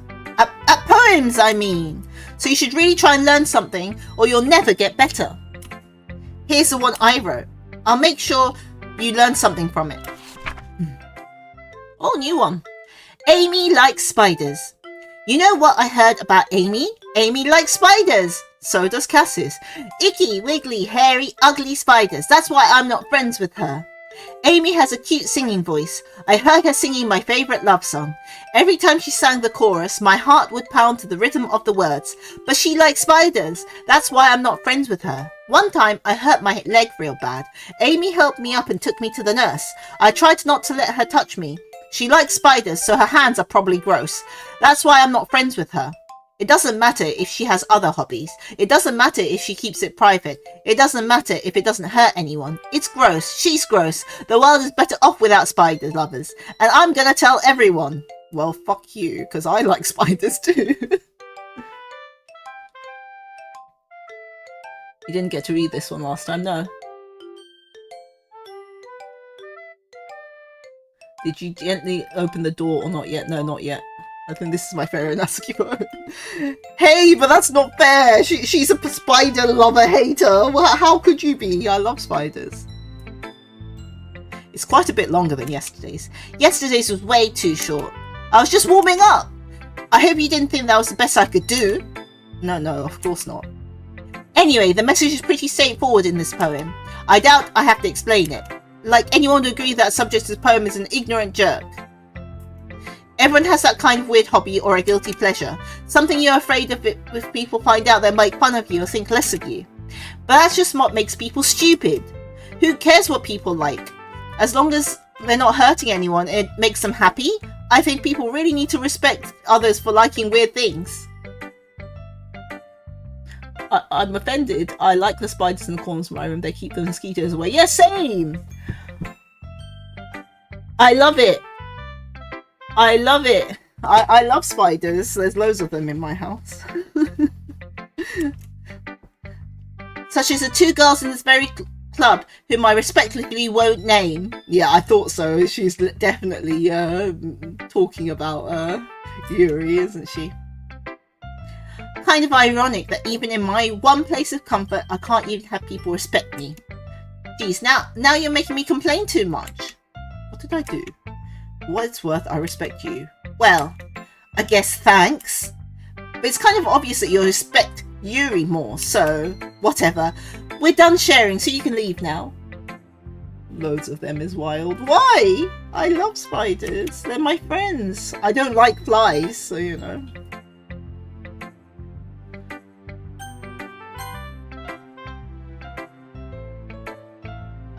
Cassis, I think you saw something earlier that you weren't supposed to see. I didn't want to have to tell you this, but I don't think I have a choice. It's kind of getting dangerous for you to spend so much time with Yuri. I don't know why, but she seems pretty excitable when she's around you, which shouldn't be a problem in itself. But when Yuri gets too excited, she finds a place to hide and starts cutting herself with a pocket knife. Isn't that kind of messed up? She even brings in a different one to school every day, like she has a collection or something. How many times have you played this? This is my first time. This is my first time. I am doing visual novel week this week, so I usually stream horror games, but I usually play like the survival horror. But this week, in honor of April Fools, we are doing some seemingly cute visual novels which are horror. I can fix her. I mean, it's definitely not because she's depressed or anything like that. I think she just gets some kind of high from it. It might be like a sexual thing. But the point is, you've kind of been enabling her. How? How have I been enabling her? I'm not saying that's your fault though. But I guess that's why I had to explain it to you. So I think if you keep your distance, it'll probably be best for her. While you're at it, don't be shy and spend a little more time with me. To put it lightly, at least I have it together in the head, and I know how to treat my club members. What? Someone Austro-Hungarian joined the pumpkin patch. Welcome to the pumpkin patch, Austro-Hungarian. Thank you very much. Do you want spoilers? I mean, it's up to you. I'm still going to just play it, whatever. I personally actually don't care about spoilers. Obviously this is a famous game. I do know roughly what happens, like, that Monika's just a fourth wall breaking control freak, but yeah. But anyway, you want to read my poem now? I like the way this one turned out, so I hope you do too. Save me, the colours they won't, bright, beautiful colours, flashing, exploding, piercing, red, green, blue, and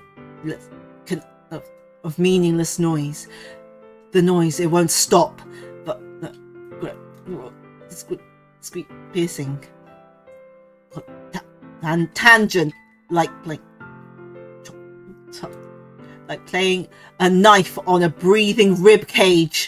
And just meaningless. Delete her. Okay. That was it's the same poem, but it was different. Yes. Hi.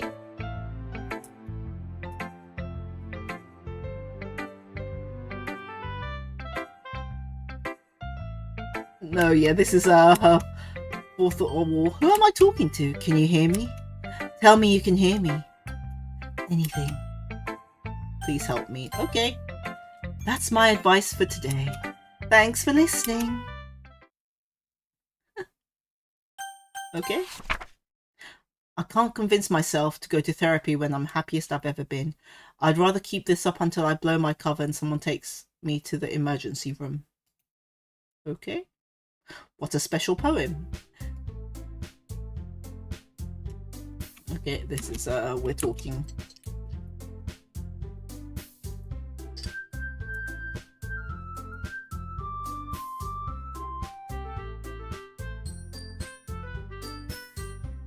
Okay.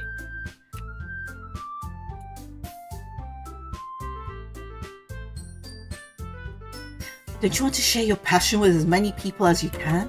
to inspire them to find the same feelings that brought you here in the first place. The literature club should be a place where people can express themselves like they can't anywhere else. It should be a place so intimate that you never want to leave.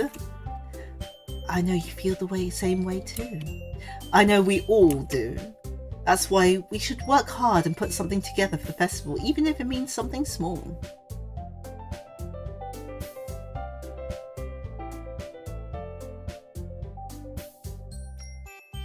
Right, Cassis? Oh, come on! You can't take advantage of Cassis to agree with you just because he doesn't know what he'd say no or anything.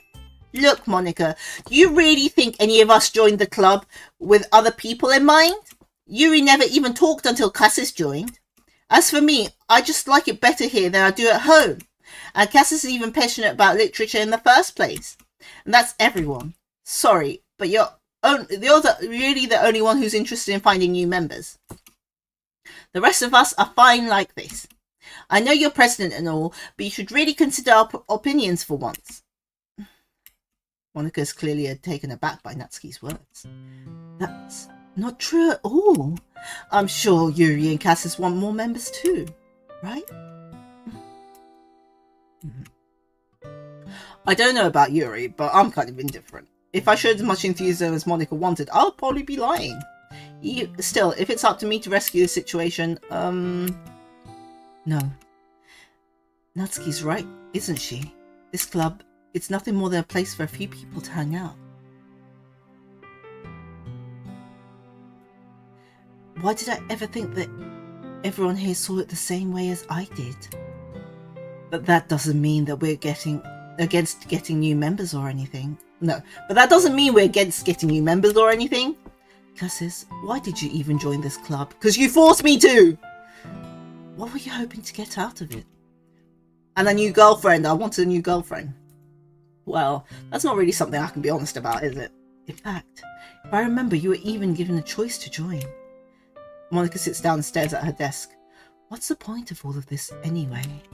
What if starting the club was a mistake?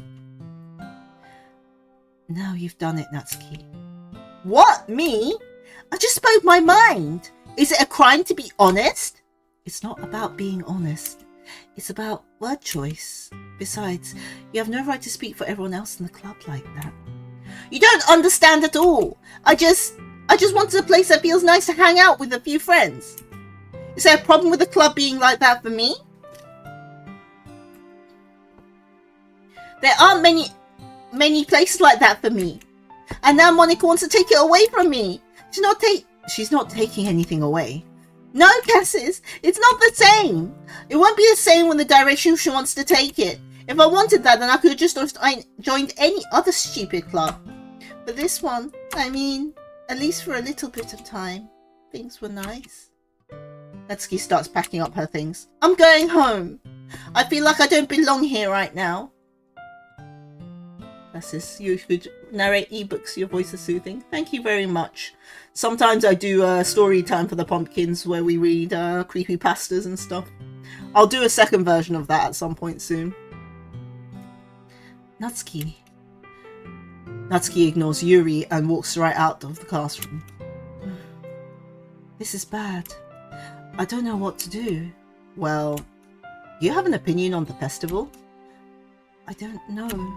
I'm kind of indifferent, I guess. Who cares about that obnoxious brat? I mean, I like how nice and quiet the club is right now.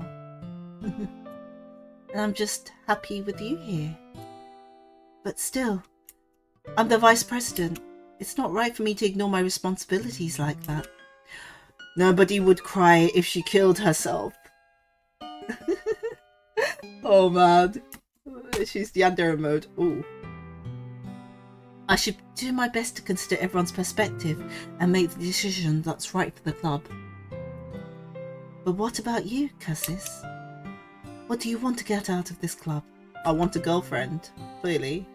Yuri repeats the same question as Monika. I decided to give an indirect answer is better than nothing. You were a little close. Yeah, she is a bit close.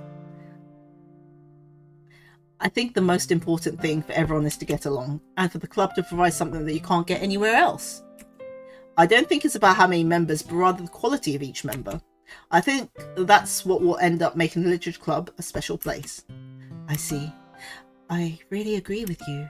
Each member contributes their own qualities in a special way. With each change in the members, the identity of the club as a whole will change too. I don't think that's necessarily a bad thing. Oh, what's happening to your eye? Stepping out of your comfort zone once in a while. So, if you'd like to help Monika with the festival, then I'm on your side as well. Alright. Well, maybe we can all talk to Natsuki tomorrow. Yuri nods. Hey, Yuri. Huh? I know things were a little awkward yesterday, but I feel like you deserve to know that I still think you're a wonderful vice president. And also a wonderful friend. Monika. I want to do everything I can to make this the best club ever, okay? Me too. Yeah. Let's all go home for today. We'll talk about the festival tomorrow. Okay.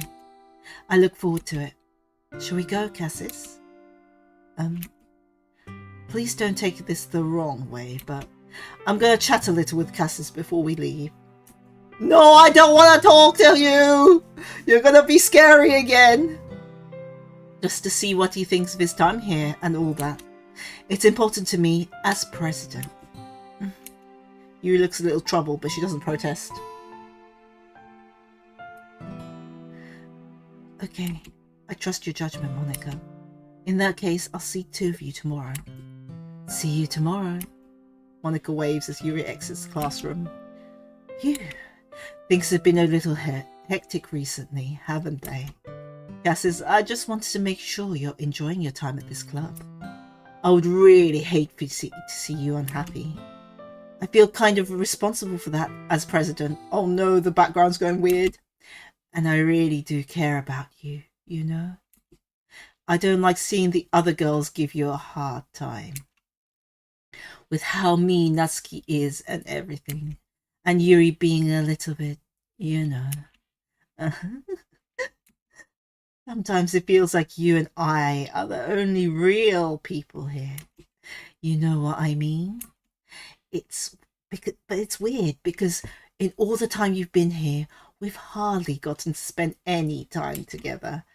I mean, I guess it's technically only been a couple of days. Sorry, I didn't mean to say something weird. There are just some things I've been hoping to talk about with you. Things I know only you would understand. Don't leave with all this witch here. Actually, you know what? She could have back problems. Bear in mind she's wearing a blazer. Back's tiny compared to her boobs. It's still not that big. You'd have to literally be double or triple that for it to be a big problem. Wait, no, not yet. No, stop it. Oh. Okay, cool. So we've got to the poetry part. Let me save. Right. I am going to call it a day today for that because it's getting pretty late. I will play the rest of this next week. And yes, so I will be right back and I will move to the other room.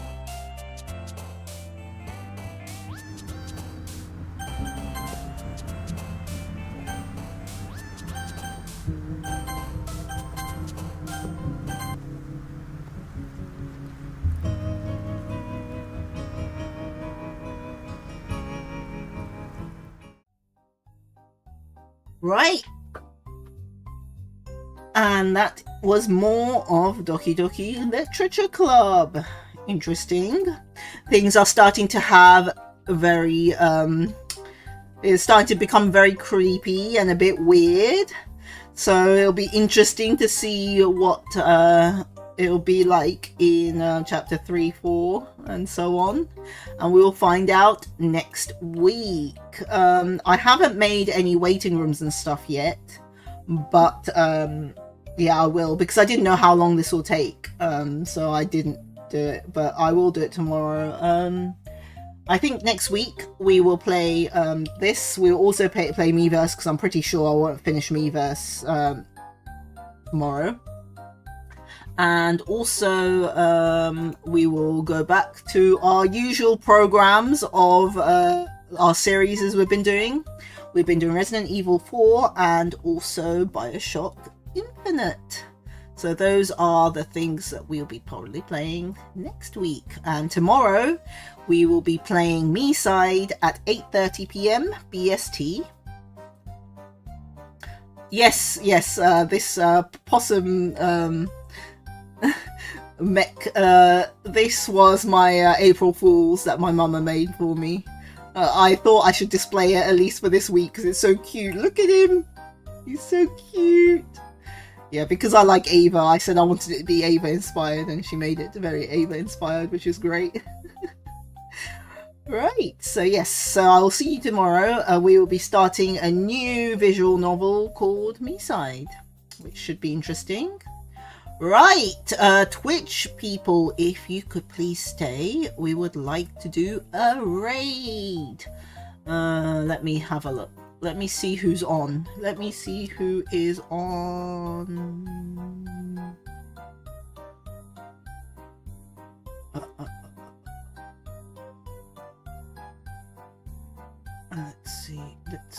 Let's see.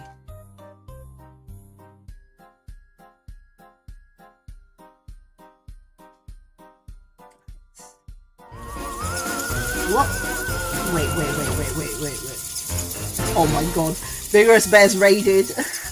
Vigorous Bear just raided with 6 viewers. Bear, thank you so much for your raid. But we are just looking for someone else to raid. Oh my god, we're going to be just raiding. Like, we're just going to be flip-flopping raids now. Let's see who we can raid. One second. I am trying to search for a raid location. You know what? We will go for Mira, who is playing Baldur's Gate 3 at the moment. No, it worked. It did. But I'm finishing 2 now. I am so sorry, but thank you and welcome, raiders. I am Cassis Gummy. I'll just quickly do my intro before I raid. Oh, yes, horribly timed. Yes, I'm just finishing, unfortunately, but we usually play horror games here, so we are Halloween every day. So please do come and check me out when I am raiding. When I am streaming. Unfortunately, I'm finishing now. But yes, please, the people watching, we are going to now raid into Mira, so please stay. That is my raid message. 1 second. I will do a shout out to Vigorous Bear. Why not? We will do one. So yes, please stay. And for everyone else, I shall see you tomorrow at 8:30 BST for new scary visual novel game. Right, well, good night, pumpkins. May the ghosts haunt you peacefully tonight.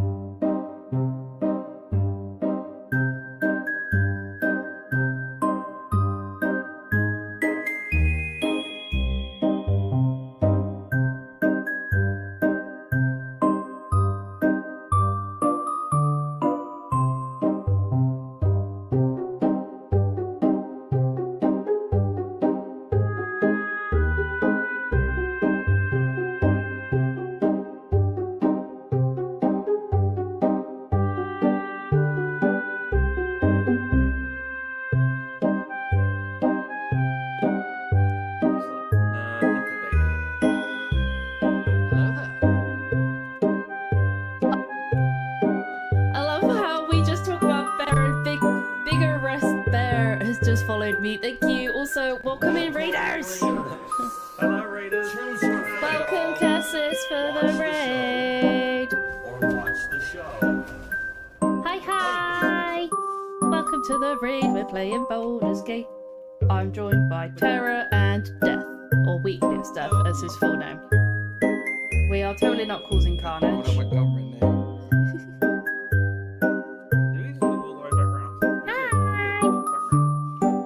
Let me do a shout out a second. If I can remember how to do it. How do I do a shout out?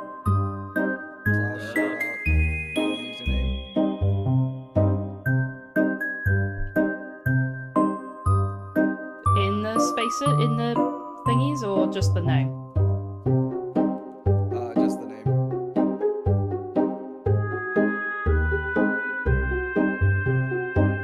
Yay!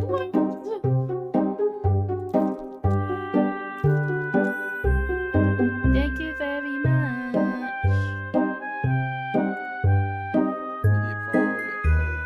Why, thank you. Yeah, follow my friends. Follow my friends. I would say follow Terra, but he's not streaming yet. He's just a baby. Just baby. How was your stream? What were you playing? What were you playing? If you got a raid and dash, absolutely understandable. Make sure you go stretch, hydrate, rest. If it's a late one, do go get some sleep. Ah, it's a spooky book. Oh yeah. We gotta play a spider for the thing. Probably. Hello there. Jesus! Thank you for the follow! Thank you for the follow, guys. I love you all.